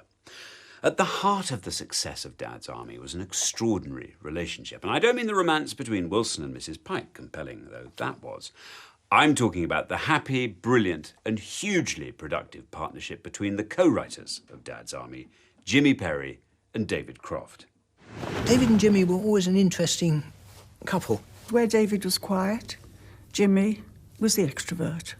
Jimmy was the flamboyant one. He loved his clothes, his fancy clothes. We used to send him up sometimes about that. And David was more, steady and serious. In 1916, when I was in France, I used to lob those bombs over one at a time. Pin out, over, bang! Over, bang! They used to call me the mad bomb, you know. I'm not mad, really, you know, sir. I'm as sane as you are. Oh, really? Comic mayhem, often on a grand scale, became a hallmark of Dad's Army. But behind the on-screen chaos lay the meticulous planning and even temperament of co-writer and producer David Croft. I don't think I ever saw him in a mood or angry. He took everything as it came. Just a minute, just a moment. Wilson. Yes, sir? Tell that boy to go away.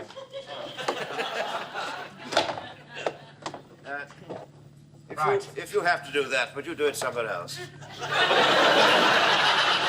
David knew that technicalities of television. Even though there were complex problems with people up flagpoles, people in boats, people on trains, and if you read the script before going to see it, how on earth's that going to work? But David would always have sorted that in his mind. Though he appreciated the work of his team, the former army officer David Croft was not given to big displays of emotion. David would slap you on the back and say, well done. And that was it, and I'd walk away.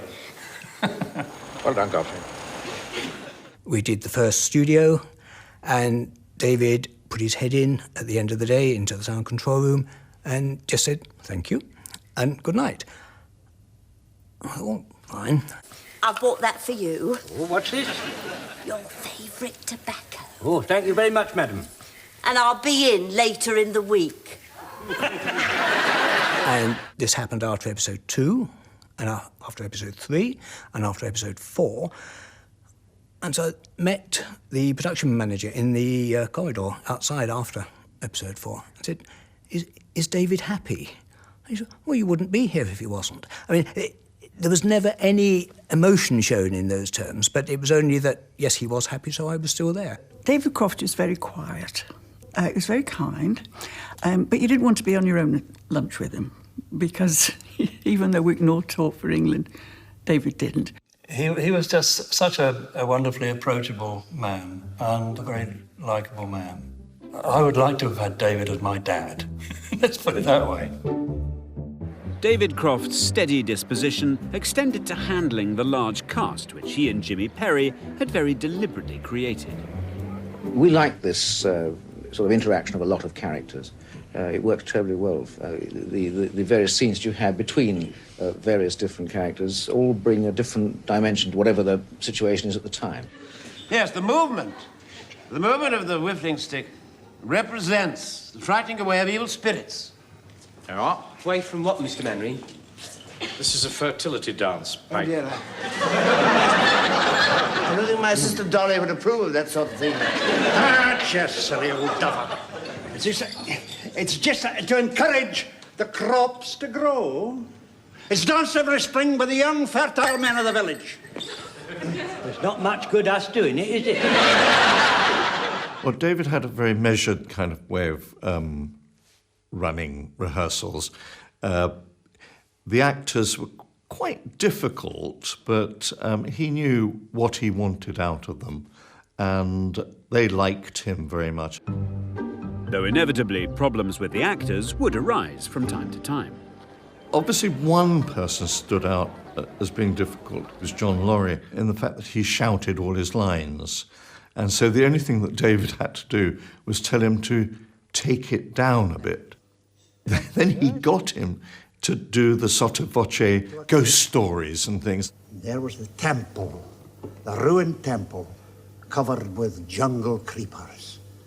The place was deserted. We crept inside and there it was. A huge idol with a great ruby in its forehead. And that was wonderful because he was a great actor, John Laurie. After all these years, I can still hear that terrible curse. Death! He screamed. Death! The ruby will bring you death! Death!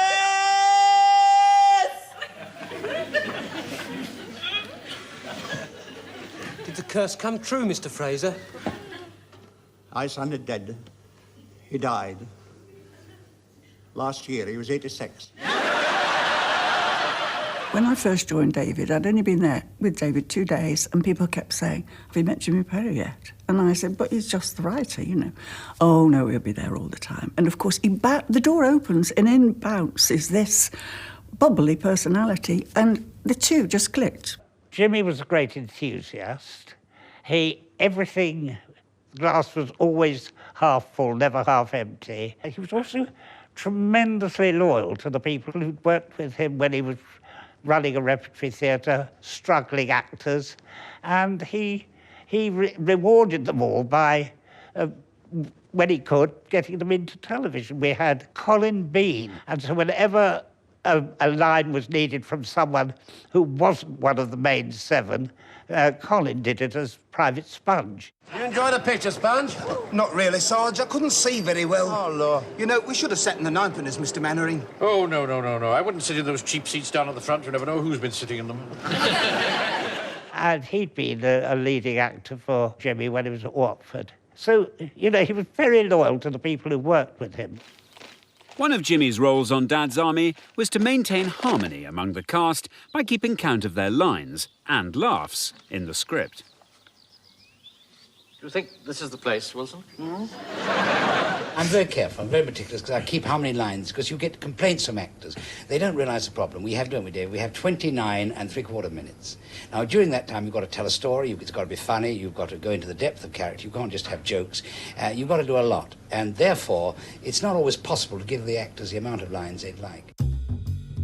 Brought together by chance, Jimmy Perry and David Croft had rapidly formed an award-winning, ratings-topping partnership. I think they were a terrific team, although they wrote, I believe, totally separately, and then just checked each other and never changed anything the other one did. Speaking in 1975, David Croft confirmed that he and Jimmy didn't actually write together. We confer very closely on the plots. We spend a couple of days on each episode and have enormous numbers of notes, and then we go away and write a separate episode each.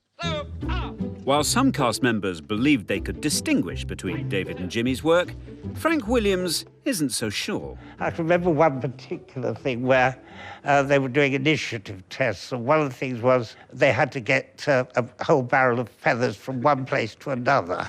You've had some damn silly ideas in your time, sir, but this is the damn silliest. There's no way to talk to an officer.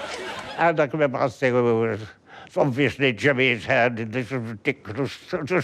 This is Arthur, is it? Yes. Yeah. And when we found out it wasn't, that was one of David's ideas. Isn't that funny? So I think when people did make guesses as to which was which, they got it wrong. Take your trousers off. I will not take Take your trousers off. Well, why should I be the one to have to take my trousers off? Because you're to set an example. Right, trousers off, everybody! When the scripts were complete and Dad's Army went into production, there was a clear division of responsibility between David and Jimmy. Jimmy would advise on casting, but David had the overall responsibility, and Jimmy had nothing to do with the shots. Nothing whatsoever, either on filming or in the studio. David was very much making the show possible and happen and look good on television, whereas Jimmy seemed to be much more concerned with the words and the performances. They didn't argue or anything. If they were cross, they just shut up and didn't talk to each other. We've never really had a cross word, have we? I think we go a bit quiet with each other sometimes. When you saw them together, you could see that there was a fairly natural balancing of their personalities. You know, Jimmy Perry was, you know, who wanted to be Walker initially, you know, was very social, very chatty, and David Croft had that lovely sort of elegant officer charm, and you could see that they were a very good pairing, you know. Jimmy always said at David's funeral that he said, I was the sergeant major and David was the officer, and it remained that way. It was a good line, but I don't think it was true. They were equals, and they bounced off each other so well. Things will be very different after the war, you mark my words. Common man will come into his own. This country will be run by professionals, doctors, lawyers, bank managers. And people like you? All right, yes, people like me. You mean common? Now watch it, Wilson. I didn't know you were a socialist, sir. How dare Coming up in part 3, Out and About with Dad's Army on location.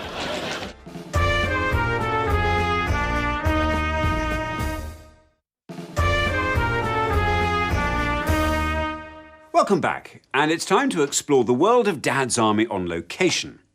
Every summer, the cast and crew would head to Norfolk to film some of the exciting and elaborate sequences that made Dad's Army what co-writer Jimmy Perry called adventure comedy. And there were certainly some adventures to be had. Come on, man! Follow me!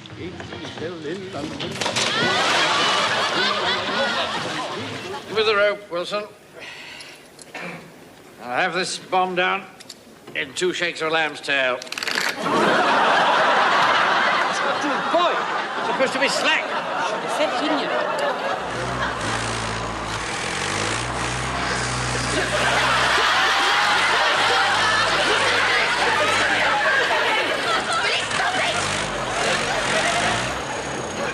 What you done? Play that pipe. Look at the mess you've made of your uniform. You hear that, sir? They're going to use live ammunition. Oh, I shouldn't take too much notice of that, Wilson. I can assure you they wouldn't dare. Wave the flag. Right.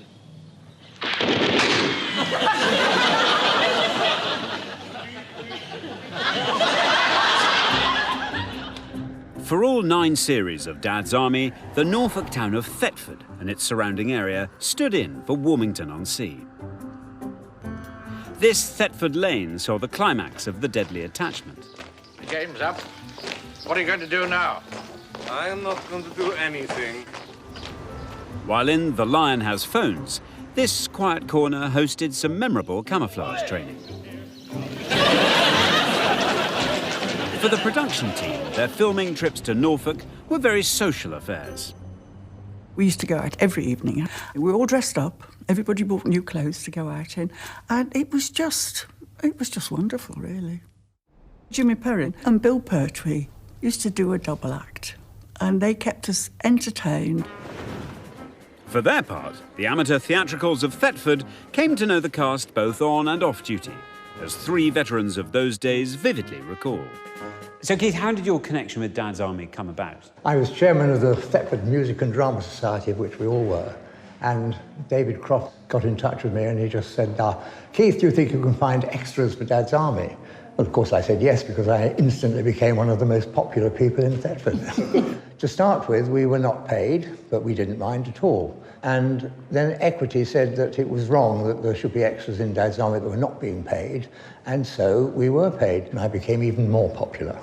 So what did you do? Did you get in you brought in the entire cast and...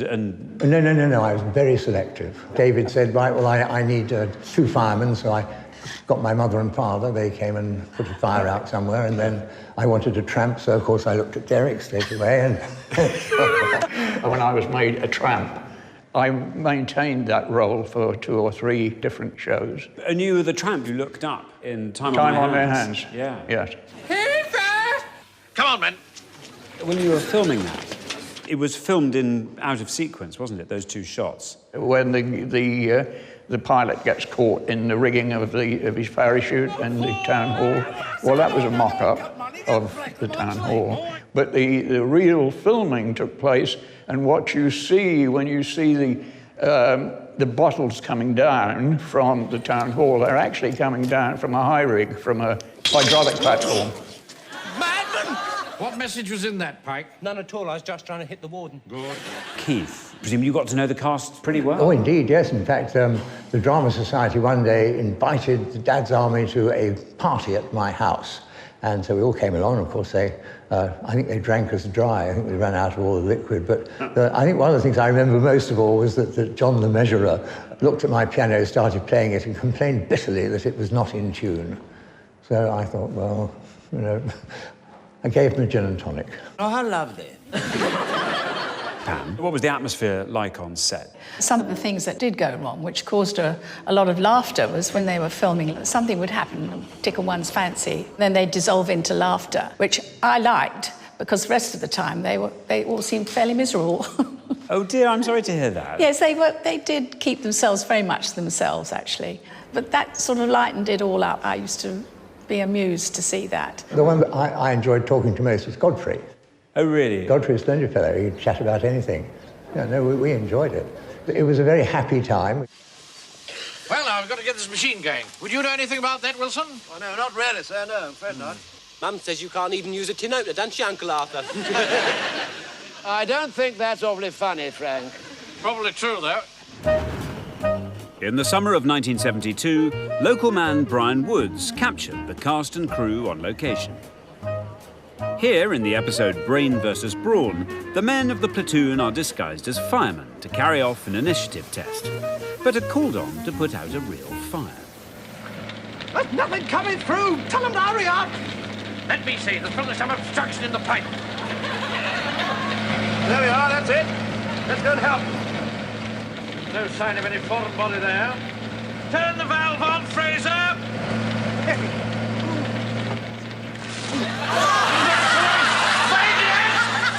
What are you doing, maniac? The Dad's Army filming inevitably drew a lot of local interest, but not all the residents of Thetford were happy to see the crew at work. There was a time when we were actually filming in the street, which we obviously did very often, and we got police permission and everything. But this little elderly lady kept walking in front of the camera. There was nothing we could do about it because it was a public highway. And she said the reason she was doing this was because she'd seen us filming the last time we were there. She'd watched it on air, and it was on for about 2 seconds, and we were wasting licence payers' money. And she wouldn't stop, and they had to rewrite it. We had to do it on Forest Commission land in the end. Right, we've got him. Jones. Yes, sir. Tell him to come out with his hands up. Oi! Come see out with Panty Hook!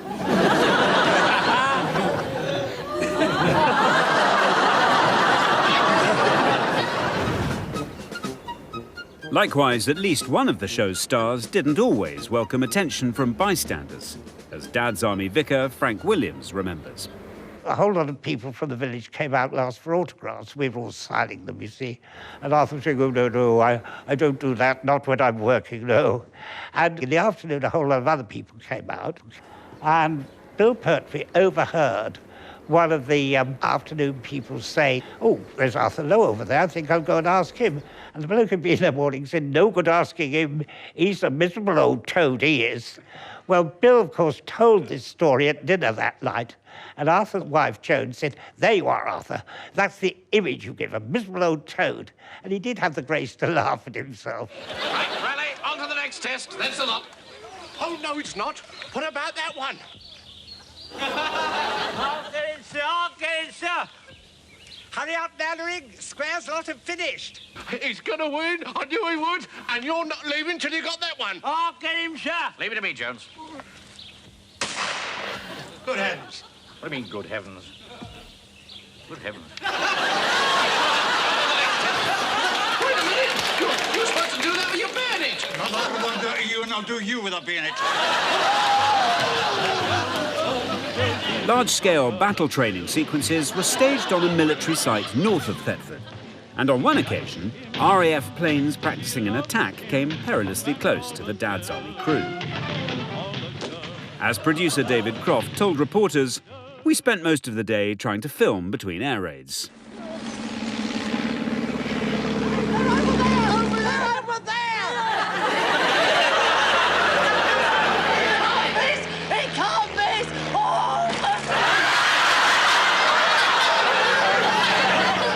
It was a case of expecting the unexpected when the Dad's Army platoon headed out on location. With one important exception. Mr. Hodges' devious plans to put one over Captain Mannering and his men would always go wrong.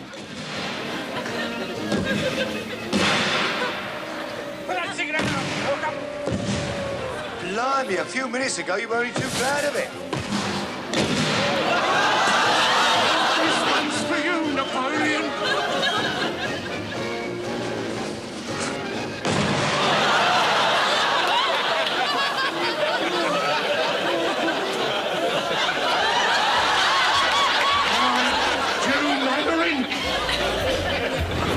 Still to come, explosive tales from behind the scenes.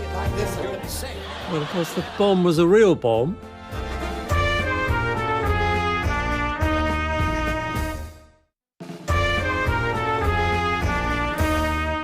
Hello again.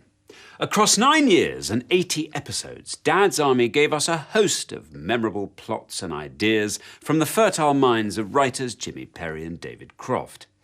Taking those ideas from the page to the screen could be a real challenge, even for the hugely talented raft of experts behind the scenes. But it was a challenge they relished.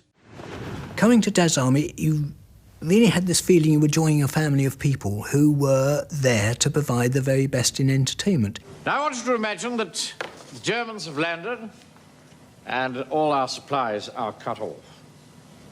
We're starving and we have to comb the land for food. With a hairbrush. With a hair... Tell them what that is, Wilson. A hedgehog. Beck? It was great fun. Honestly, it really was. Miss Henry? Yeah? Why do you want Sergeant Wilson to comb his hair with a hedgehog? We're going to eat the hedgehog. Sir, I don't think I can ever bring myself to eat a poor little hedgehog. This is war, Godfrey. It's either the hedgehogs or us. It was just like a family. It was just like going around with your friends, really. Pay attention, men. Oh! We'll be light soon. Steady. We're to be spotted by a boat. Yeah. What happens if we're not spotted? We're only in the English Channel, you know, Walker. There are plenty of boats about. Well, suppose it's a German boat, sir. Not any of that sort of talk here, Wilson. There are no German boats in the English Channel. Bringing Jimmy Perry and David Croft's ambitious ideas to the screen ensured that life was never dull for key members of the Dad's Army production team.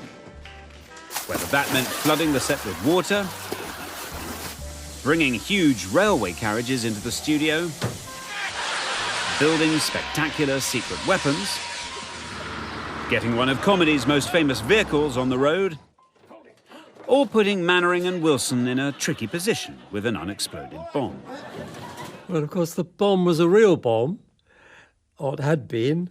It fell out of the plane.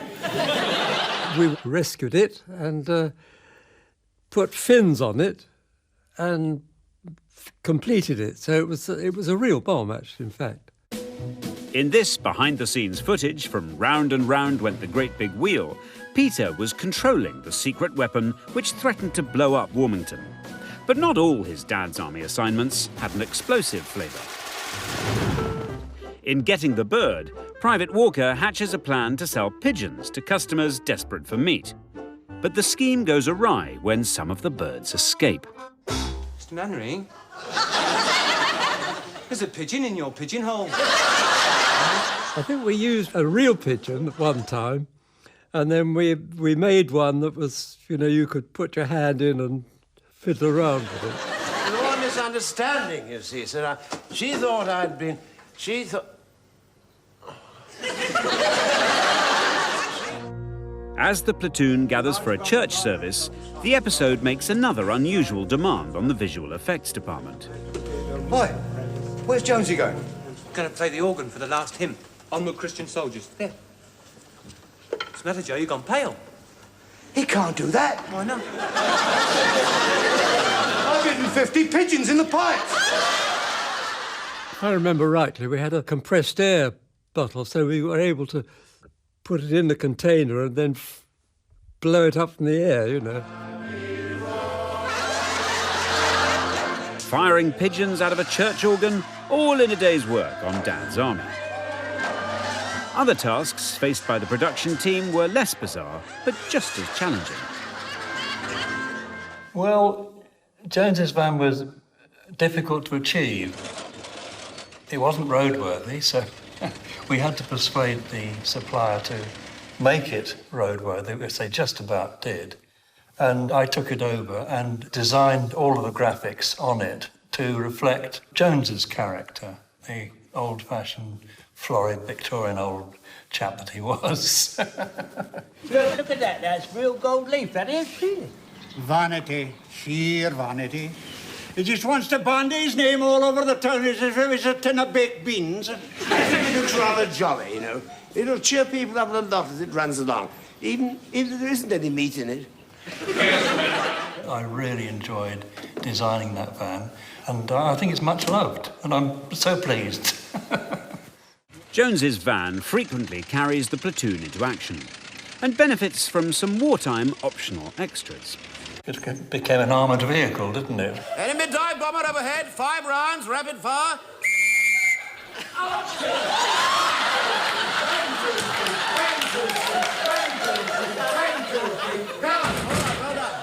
Quite ridiculous, really. It's a straight out of Jimmy and David's brain. In The Day the Balloon Went Up, Jones's van leads the chase when Captain Mannering is carried off by a barrage balloon. Keep us steady, Jonesy!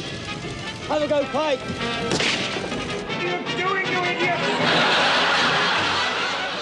Combining film footage shot on location with scenes recorded on tape in the studio was a frequent challenge on Dad's Army. There was the Royal Train, where the latter part of the show is intercut between the cast in the cab of the train, climbing over a train, and get done in the studio, which was then intercut with film.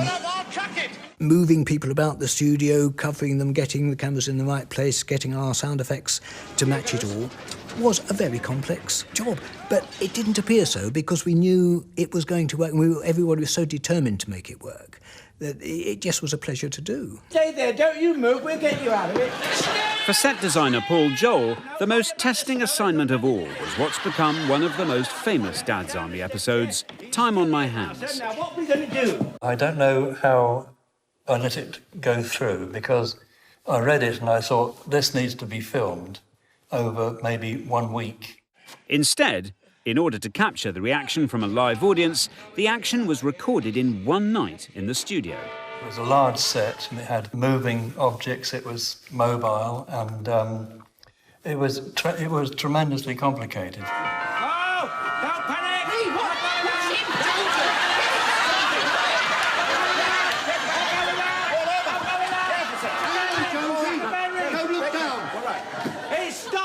The actors had never seen this set, and it was such a mobile thing. They needed a lot of rehearsal, but they didn't get it. They only had that part of a day.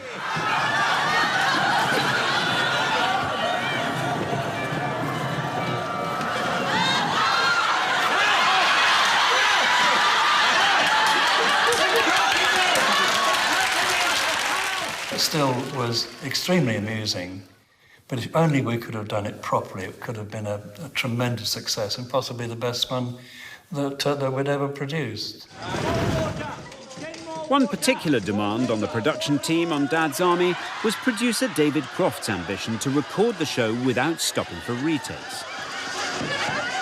David didn't like retakes at all, mainly because he had come from the theatre and he believed that you gave a performance to an audience there and then, that was your performance. Don't get on with it. David was producing something for the audience in the studio, and that it was for the enjoyment of that audience and for the audience at home, ultimately. Now, there's no substitute for the cold steel. They do not like it up 'em. They don't like it up 'em. I might have mentioned that to you before, but... Many times, many times. I've just been looking through a few Dad's Armies, and from a sound point of view, there were plenty of places where I would have loved to have redone it. Pike! Yes? Well, get on with it. I'm waiting for the bomb to explode so I shan't be blown to smithereens. Tomorrow night, they are very rough at the edges, from all points of view. But the entertainment value in them is enormous. Right, now then. 1, 2, 3, 4, 5, 6, 7, 8. Right, 8 cotton chips. I want place. Mrs. Fox is the finest cook what I've ever come across. Haven't I always said you were the finest cook, Mrs. Fox? Well, you've always been very nice about my dumplings. There's your head, bonker. That looks a vicious weapon. No, it's quite harmless, sir. It's only an old tennis ball. Yeah, wouldn't hurt a fly, that. Look.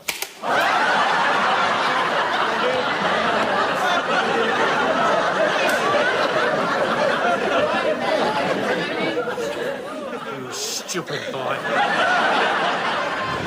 So even though they would occasionally have liked another take, for those involved in bringing Dad's Army to the screen, their association with the programme is definitely something to cherish. I have to say it was the happiest days of my life, working on Dad's Army, working with Jimmy Perry and David Croft.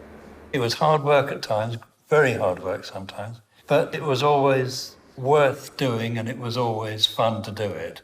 The working atmosphere, all of us, It was just marvellous.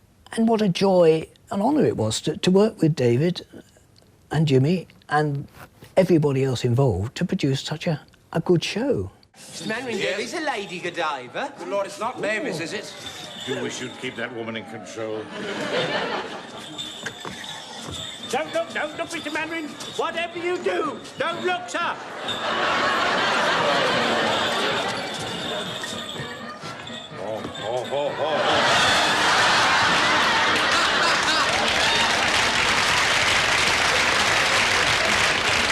It is Mrs. Mannering. Oh, Mr. Mannering, speak to me. Oh, come round. Poor Mr. Mannering, he'll never get over the shock. No, and neither will the horse. Next time, Dad's Army comes to an end, but love of the show marches on. A show that I hope will go on forever.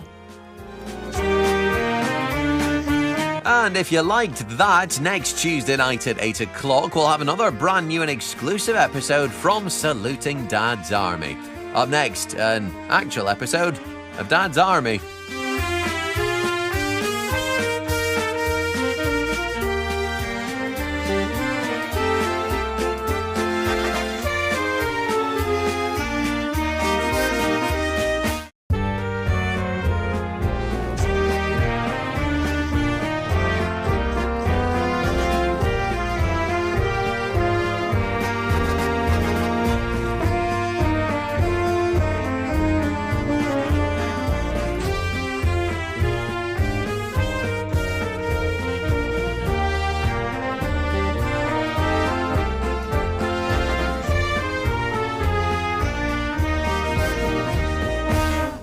Hello and welcome to Saluting Dad's Army, a series celebrating the brilliance of a comedy show that's become part of all our lives.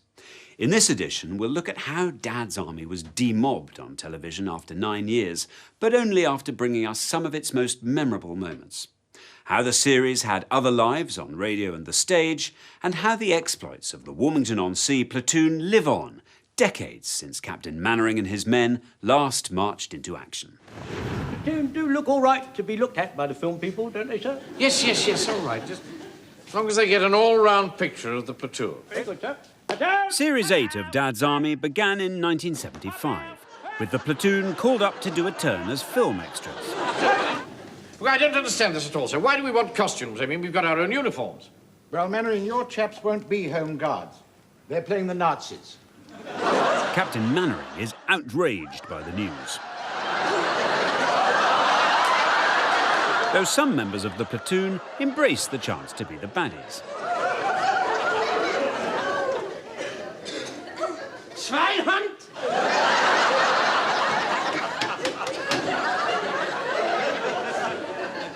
So, we are the masters now, eh? You have just 5 seconds to tell us your plans, or else it is kaput. I like being an officer, don't you, Uncle? But when they spot the platoon in German uniforms, Mr. Hodges, the vicar and the verger sound the invasion alarm. Now, pay attention, men. The whole of the South Coast is on red alert. And the Brigadier, he wanted to know what blithering idiot was responsible. So I've made an appointment for you tomorrow morning, 10:30.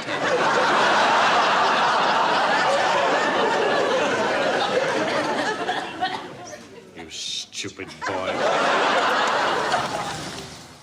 Later in the series, Captain Mannering is much happier, facing some genuine Nazis, after a Luftwaffe crew ditches in a nearby lake.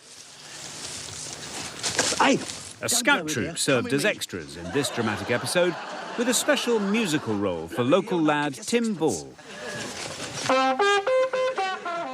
Well, Tim, this is a great honour. Did you have as much fun making it as we all do watching it? I had incredible fun making it, and I think for a 14-year-old lad, it was an honour to know that you're going to be on television with the cast of Dad's Army. So there you are, you're playing the Reveille, which is this is sort of the wake-up call, isn't it? I learnt Reveille, and I learnt it tuned perfect. Hodges was a little bit aggrieved. Here!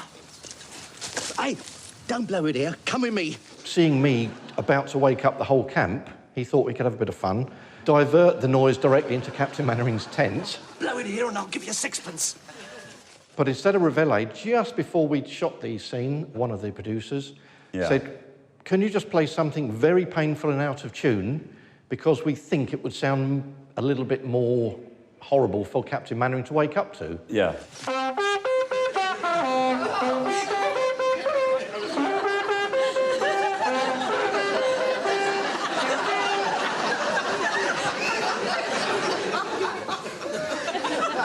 Go away, boy. Well done. Here you are. What was it like when it came out on telly? Mum, Dad and I sat there and we watched it, and straight away, as the credits rolled, the phone was ringing. Of course. You know, oh, we've just seen you on the television. Yeah, it was a special moment. So, Tim, the big question, did you get paid? I got paid the vast sum of money of £50. 50 quid? It bought me a bicycle and that bought me a record player. Everything a 14-year-old kid needs. Now, you brought your bugle. Give it a blow. Let's see what you can do.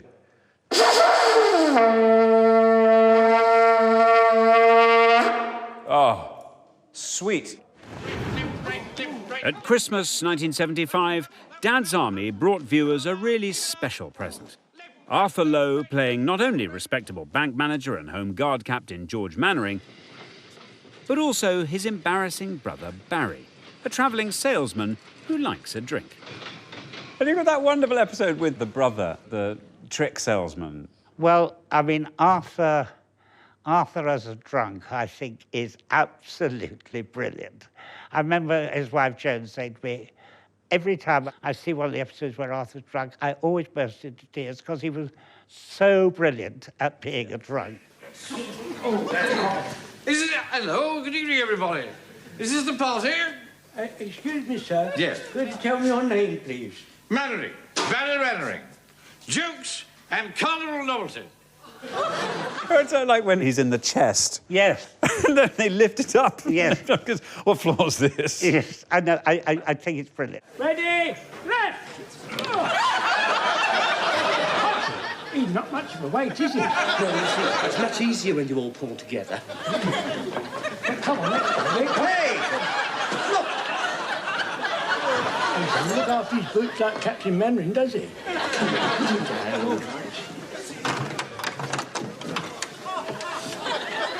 What floor is this, then? Inventive, memorable episodes such as My Brother and I ensured that Dad's Army remained highly popular in the mid-70s. Not surprisingly, many people tried to replicate its appeal. Dad's Army, hilarious, proclaimed an ad in one newspaper. Now, Uncle's Air Force, a riot. Original story, rights, etc. offered. Meanwhile, ITV attempted to emulate the success of Dad's Army with wartime comedy Yanks Go Home, and followed that with Backs to the Land, a show about the Women's Land Army. And not surprisingly, Jimmy Perry and David Croft's hit show attracted attention from overseas producers. I was in London on both vacation and business. I was watching television, and I saw Dad's Army on the air, and I fell in love with it. Will you be bringing your wife, sir? No, I don't think so. I don't think Elizabeth would do much for Anglo-American relations. Both David Croft and Jimmy Perry were very flattered, very excited to have somebody showing an interest to them on their work of art. And we got along, we were most compatible, and I arranged to license the rights to Americanize the show and bring it to the United States. Okay, Wilson. Yes. When these Americans arrive, I want you to line them up, and I'll just say a few appropriate words. Yes, well, I trust you're not going to be too formal, sir. Well, no, of course not. That's the whole point of the thing. Now, I understand there's some sort of a colonel in charge of them. That's right, yes. Now, how does one greet him? Well, he'll probably say, "Howdy, partner, put it there." Howdy, partner, put it there. Put what? Where? When we shot the pilot in California, David Croft and Jimmy Perry came over to be present and to be advisors to us, and they co-wrote that script that we used. The US version of Dad's Army relocated the action from Warmington-on-Sea to America's Atlantic coast and gave the show a new title, The Rear Guard. Well, The Rear Guard was a copy of Dad's Army. The premise was exactly the same. You can put down whatever you want, but you're not going to win this war. Oh, yes, we are. Oh, no, you're not. Oh, yes, we are. Adolf Hitler is a jerk. He's nothing but a Nazi. He thinks that he will win the war. He's not so hot-see, hot-see.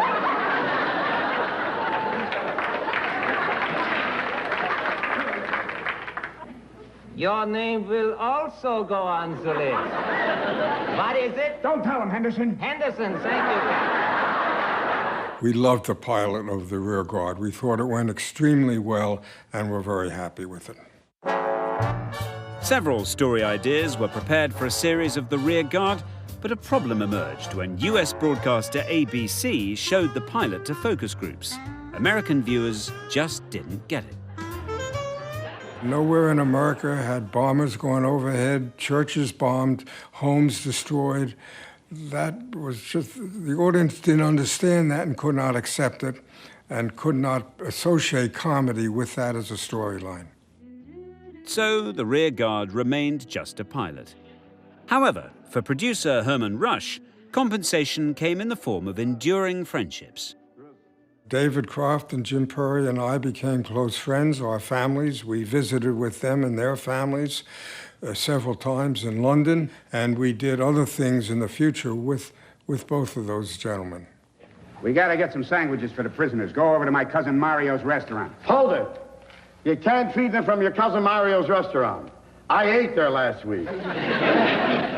So? Under the Geneva Convention, you cannot give the prisoners cruel and inhuman punishment. Coming up in part 2, on tour with Dad's Army, as the platoon takes to the stage.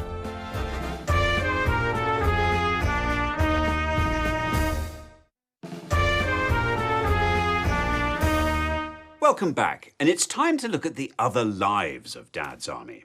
The series had been created for television, of course, but radio listeners and theatre-goers also lapped up any opportunity to visit Warmington-on-Sea. I must say we can't wait to get cracking.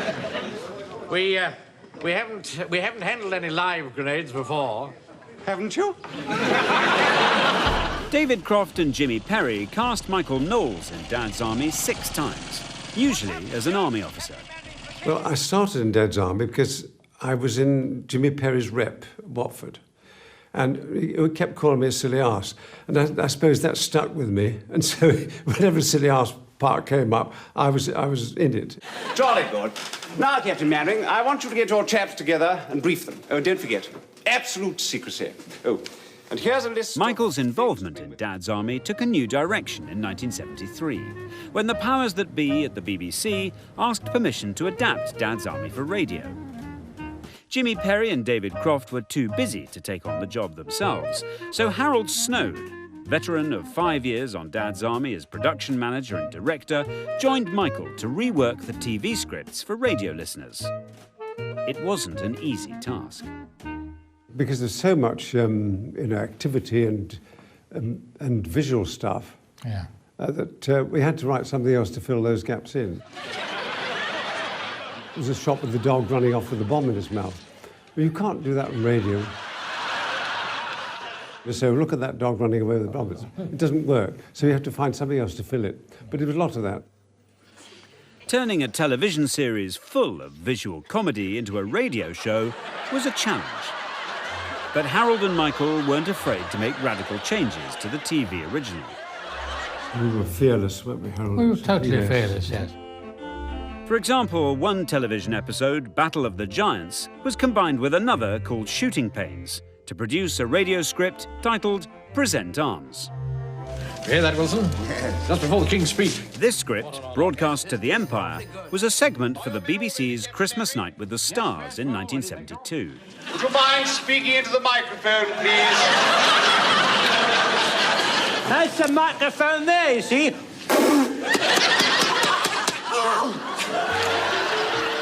But Harold and Michael adapted the 14-minute original to become a 30-minute radio episode, retitled 10 Seconds From Now. Why did Captain Bannon send you down? He could have just telephoned us. Private, Godfrey, I won't tell you again. Stop talking. the first time I've said anything. Jimmy Perry told Michael and Harold that some of the radio episodes improved on the television original, but the Dad's Army cast was more sceptical. And some of them complained bitterly if one of their favourite lines had gone. Gone, yes. And where's my line gone from that? I said, well, we had to change it. One particular member of the platoon would make his opinions very clear. John Laurie was always very vocal. Yeah. If he didn't like something, rubbish, rubbish. Rubbish, rubbish, yes. Rubbish! He wouldn't say that to Jimmy and David, but he shouted it to us. Yeah. The last of the 67 radio adaptations was recorded in 1975. And later that year, Dad's Army took on another new incarnation. Jimmy Perry and David Croft had already incorporated musical set pieces into the hit television show. Now a singing and dancing version of Dad's Army was heading for the stage. We were on location filming, and we were all summoned up to Jimmy Perry's room. And he said, oh, we're going to do a stage show. This is going to be a musical. And he went on and on and on about it. Great enthusiasm, you know, everything's going to be friendly. And then he turned to me and he said, I've got this wonderful where you dream about having a banana. And you actually become a banana. And you'll be dressed as a banana. And Ian's face was a total picture. And Teddy Sinclair played the Virgin and said, that all sounds very interesting. When can I have a banana again? Here's a rare sight of that spectacular banana-based musical number, filmed behind the scenes by Frank Williams. I remember saying to Arthur, I'm thinking of getting a cine camera. What would you suggest? And he said, well, if you're going to use it, Frank, I think it'd be something very simple. Geoffrey Holland would go on to star in 2 Perry and Croft television series, but he was still making his way when cast in the Dad's Army stage show. It was the chorus, basically, the boys and girls of the ensemble. And I was understudy, Private Pike and Private Walker. A disastrous afternoon came along once when I was asked to do a matinee as Private Pike because Ian Lavender, for some reason, was unavailable that afternoon.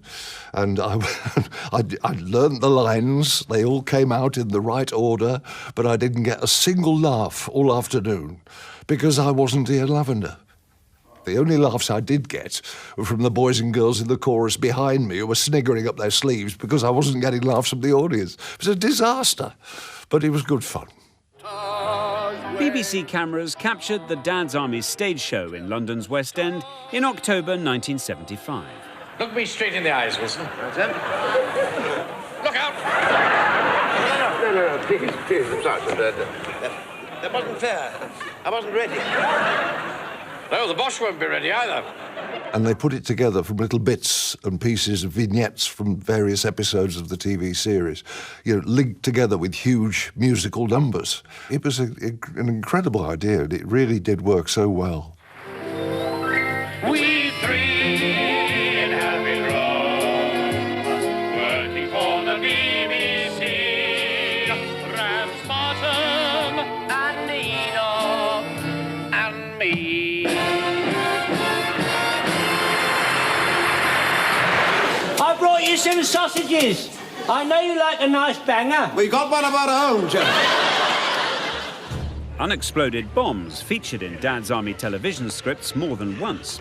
But in London, the stage show was disrupted by a real-life bomb scare.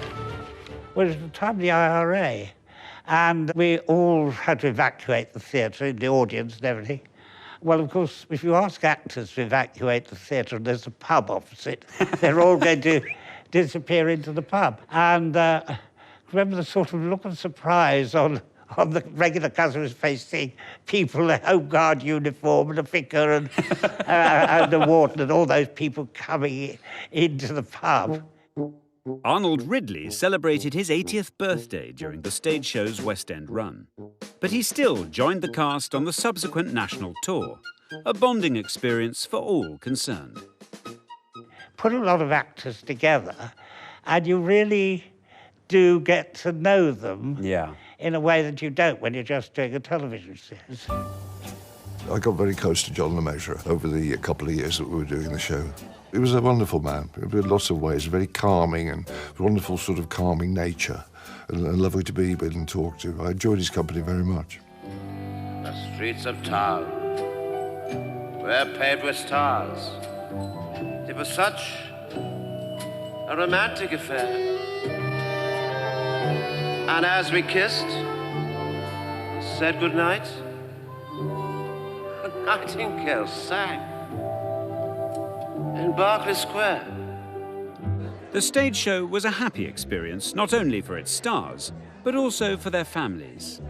There was some really great days out where we went to Longleat and Bewley, and we had an open-top bus at some point, and all the people were waving, and so, you know, special memories. Now look back and think, well, what a lucky kid to be amongst all this and have these great times.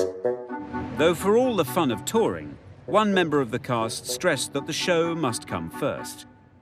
We were in Richmond, and my home was in Coventry. And I got a phone call just before the finale of the matinee from my mother-in-law to tell me that my wife had gone into labour. So as soon as the curtain fell, I just legged it. I legged it and was by her bedside when the baby was born.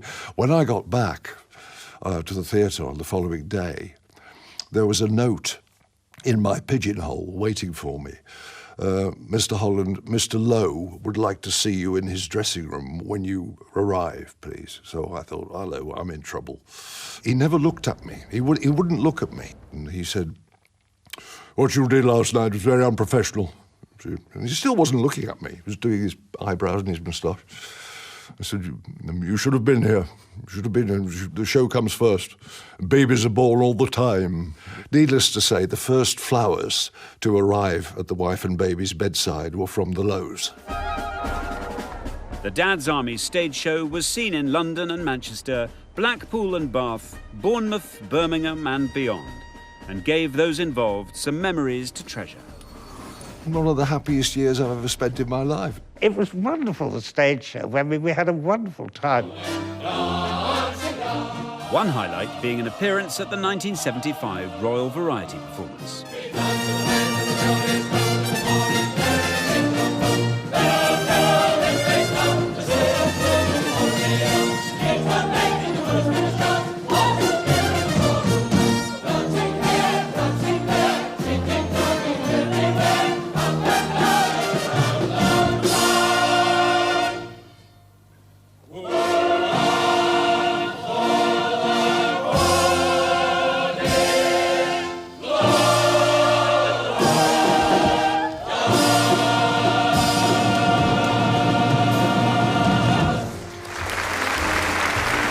Coming up in part 3, Dad's Army reaches the end of the road. David and Jimmy were sensible enough to want to go out when we were still on the top.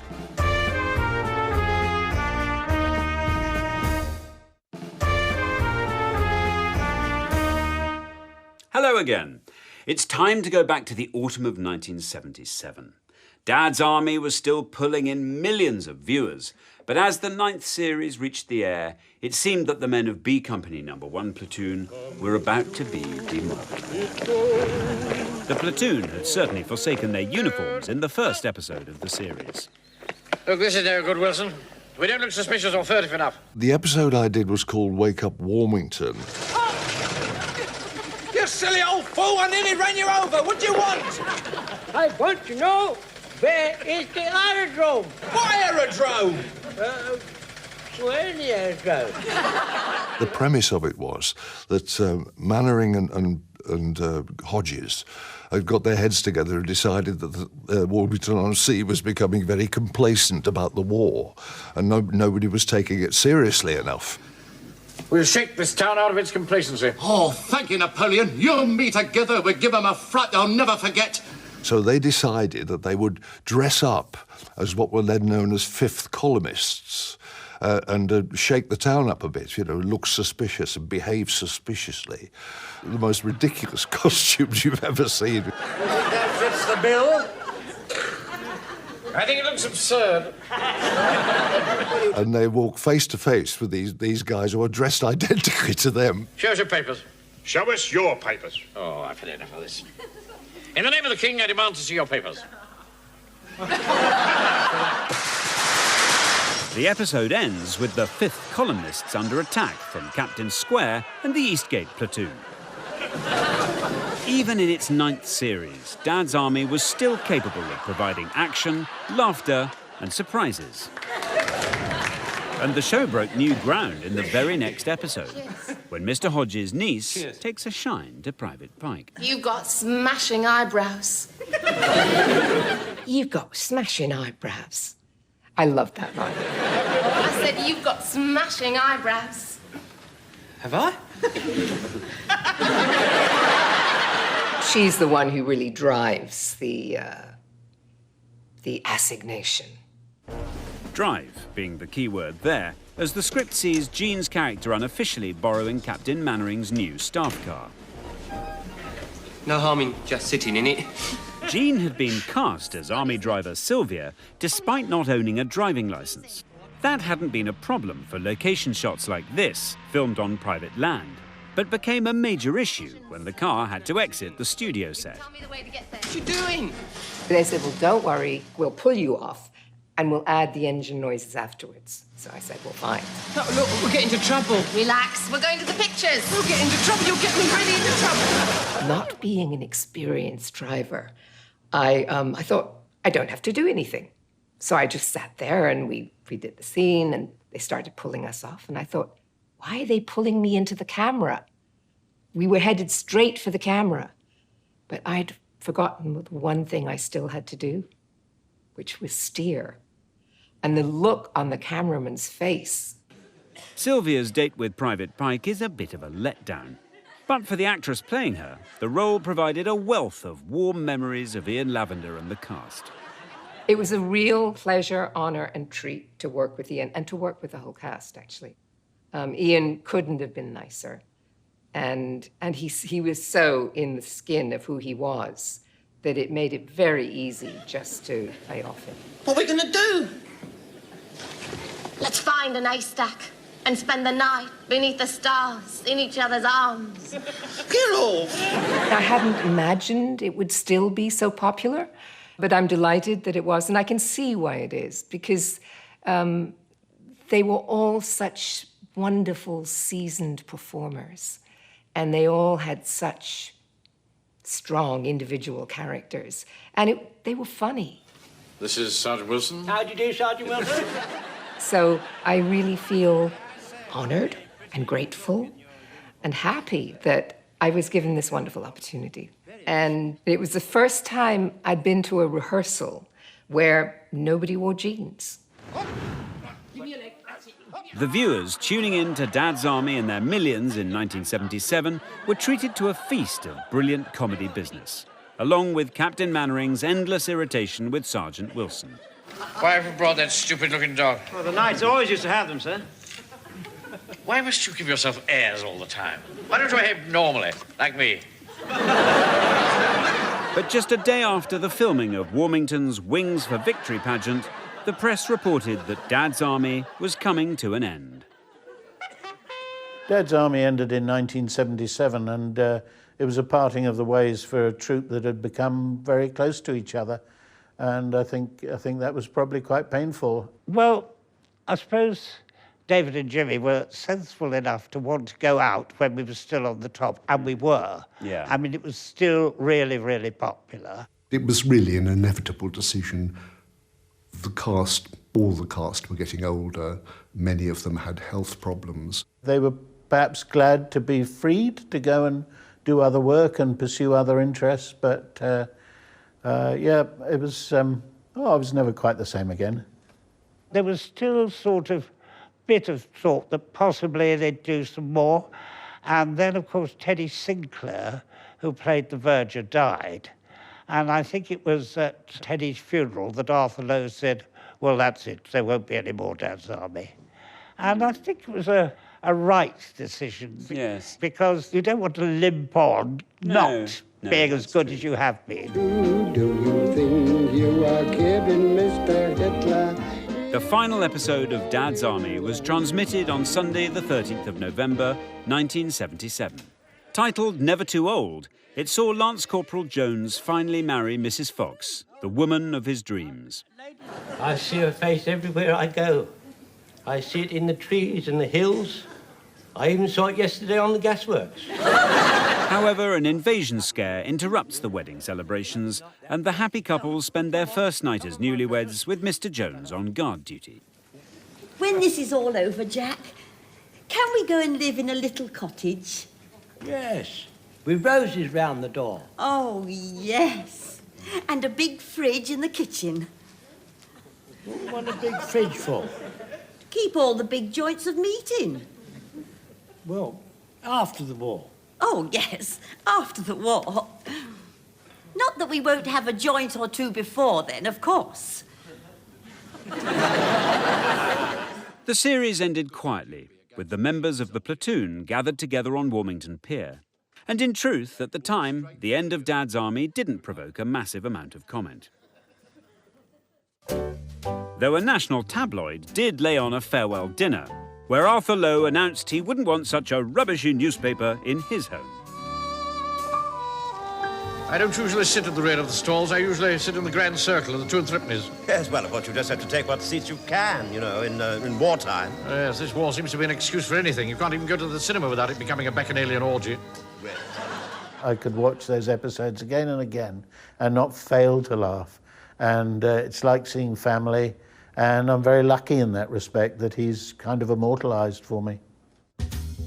Characters from Dad's Army were brought back by Michael Knowles and Harold Snowd for the radio comedy It Sticks Out Half a Mile.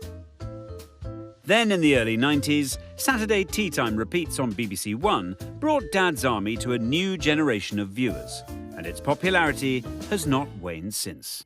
I once went to do a talk at a church, and the vicar greeted me and he said, "I want you to meet your youngest fan."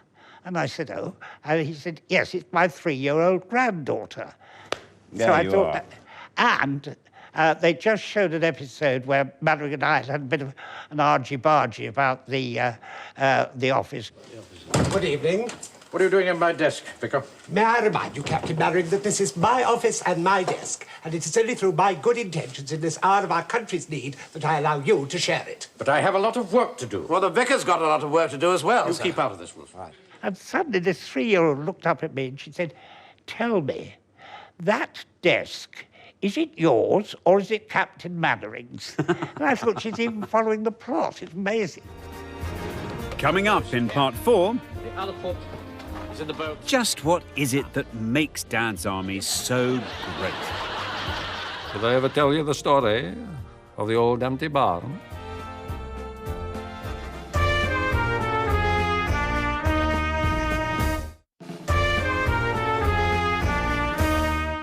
Welcome back to Saluting Dad's Army. It's decades since Captain Mannering and his men recorded their last adventure, but of course, Dad's Army continues to delight its millions of fans. Why is that? Just why do we love it so very much? Now, don't start any of that public school cheating with me. I watched it all as a kid and just thought it was funny. Then as you get older, you see the class thing between Mannering and Wilson, which is really... I never noticed that as a child, and that becomes more and more absorbing and fascinating. Perhaps you'd care to explain. Yes, well, you see, one of my uncles died without leaving any children, so that meant that my side of the family moved up one place, so to speak, and so therefore I am now the honourable. Bless my soul. Yes, well, I don't really see why it should make any difference to you and me. You could bet your bottom dollar it won't make any difference to you and me. The thing that fuels the comedy in the relationship between Mannering and Wilson is, I think, that kind of simmering anger in Mannering that this isn't fair. You never fought for anything in her life. Brought up by a nanny, father something in the city. All you had to do is just sit back and let everything come to you. It is the longing in Mannering to sort of be accepted, which you know he will never, ever achieve. He'll never get there. Hello, Bathurst. Golf all right? Good. And then there's that brilliant moment where he's trying to describe how to get into a boat. And he says, very simple, you just simply put one foot in the boat. I will observe that I keep one foot on the ladder, here, and one hand on the post, here. The other foot is in the boat, thus. And then, of course, inevitably, the boat starts to depart and he's left doing the splits. So this kind of ridiculous clown of a character is born of this brilliant sense of the English class system and people trying to get above their station but never managing it, and us all loving the fact that they can't. Excuse us, Mannington. Though as well as his vain battle to climb the social ladder, Captain Mannering has another struggle on his hands, with the unseen, terrifying Mrs. Mannering. Hello, Elizabeth? In a way, Mannering's life was a sort of attempt to impress his own wife, which was ultimately pointless. I might have a little surprise for you tonight. No,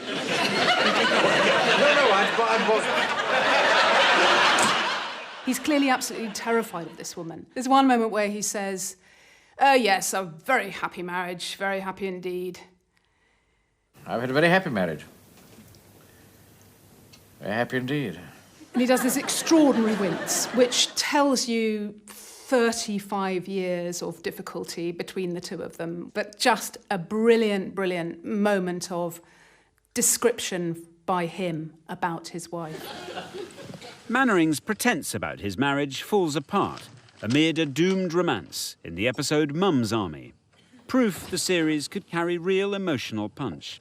Mum's Army, where Mannering has a sort of brief encounter with a character played by Carmel Silvera. I mean, I just think that it's a beautifully moving moment. What's this? What's happened? Nothing's happened. I'm just going back to London, that's all. For how long? I don't know. A month or two. Perhaps for good. But you never mentioned it. You never even hinted at it. I just thought it would be for the best. But I don't want you to go. The whole pattern of my life has changed. I just live from one meeting to the next. I know. And I'm just the same, but it's the only thing to do. People are talking. People always talk. Who cares about them? But there's your wife. Nobody will talk to her. He left the house in Munich. The romantic drama of Mum's Army was David Croft's favourite of all 80 Dad's Army episodes. Promise you'll write. Very well. I promise. Make it soon. Goodbye, George. I think the beauty of the character writing as well was that it got to a stage where, you know, you are so involved with the characters that when they take a risk creatively and doing it, like the episode where they discover that Godfrey was a conscientious objector in the First World War. I'm terribly sorry about this, Captain Mannering. I've enjoyed so much being with you all, and I can only hope that my service has given every satisfaction. Get out. That carries a huge emotional charge with it as well, because you're so invested in all those characters. Cigarette out, no smoking in there. The story takes a dramatic twist when the platoon practices escaping from a smoke-filled building. Ah, Godfrey, you're not going to get out of this one. I'm not trying to get out of it, sir. Jolly well like to, wouldn't you? Off you go. Remember, I'll be right behind you. None of your damn conchy tricks here. Godfrey savouring Mannering in the fire, which is incredible. It's like an amazing bit of drama. You just come. It's like, what? Mr. Hodges.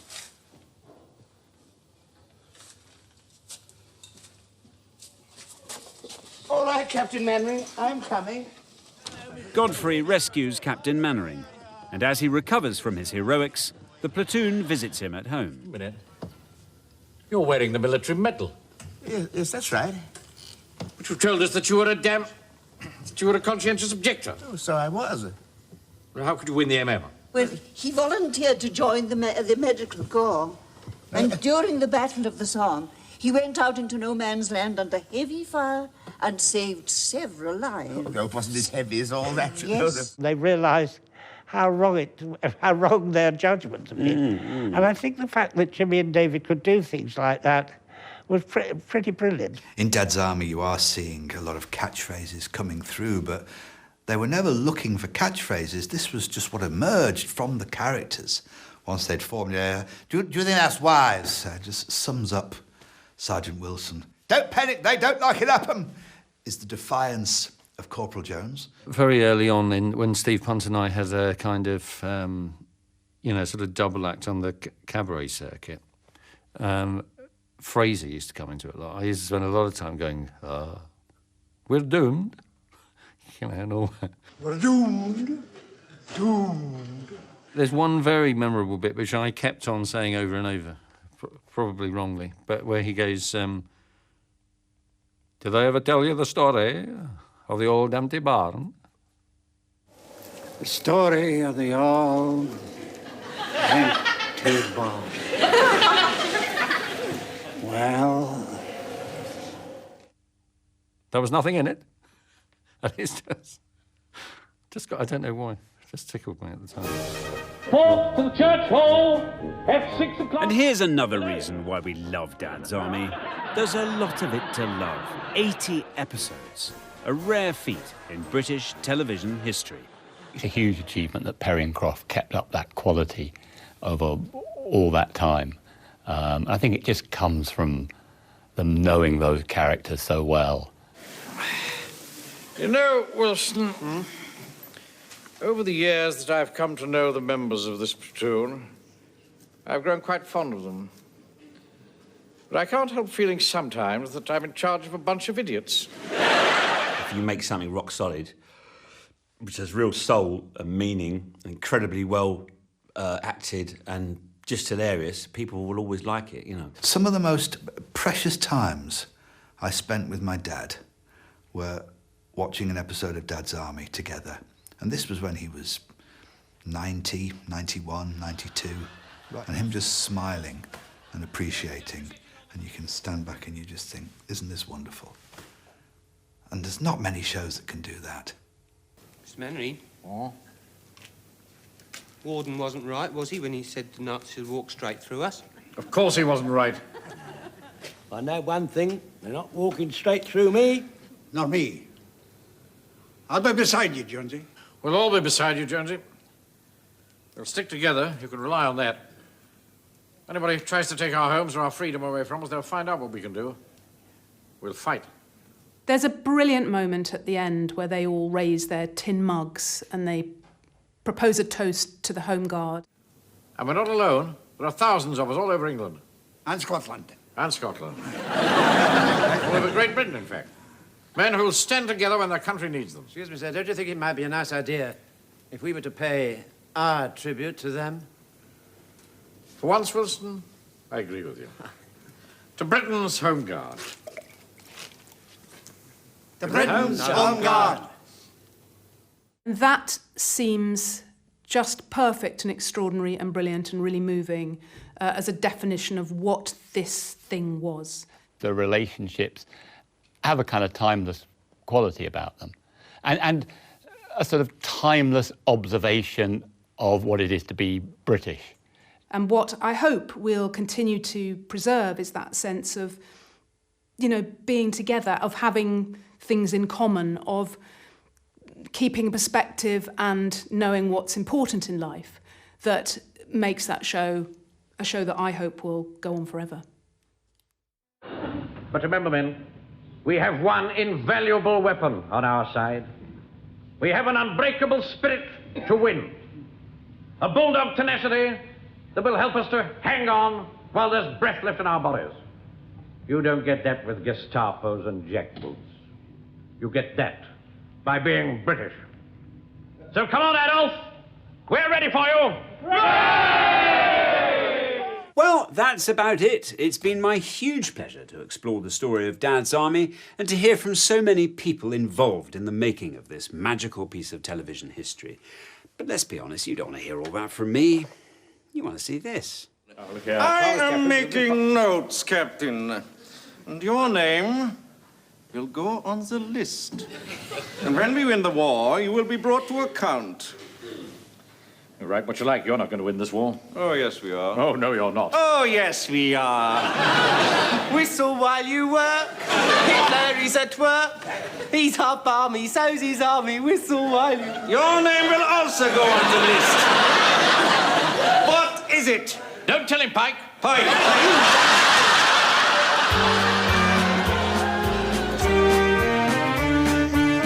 We're turning on the Christmas lights this Saturday and transforming into Christmas gold. Starting to feel festive around here. Up next tonight, an actual episode of Dad's Army.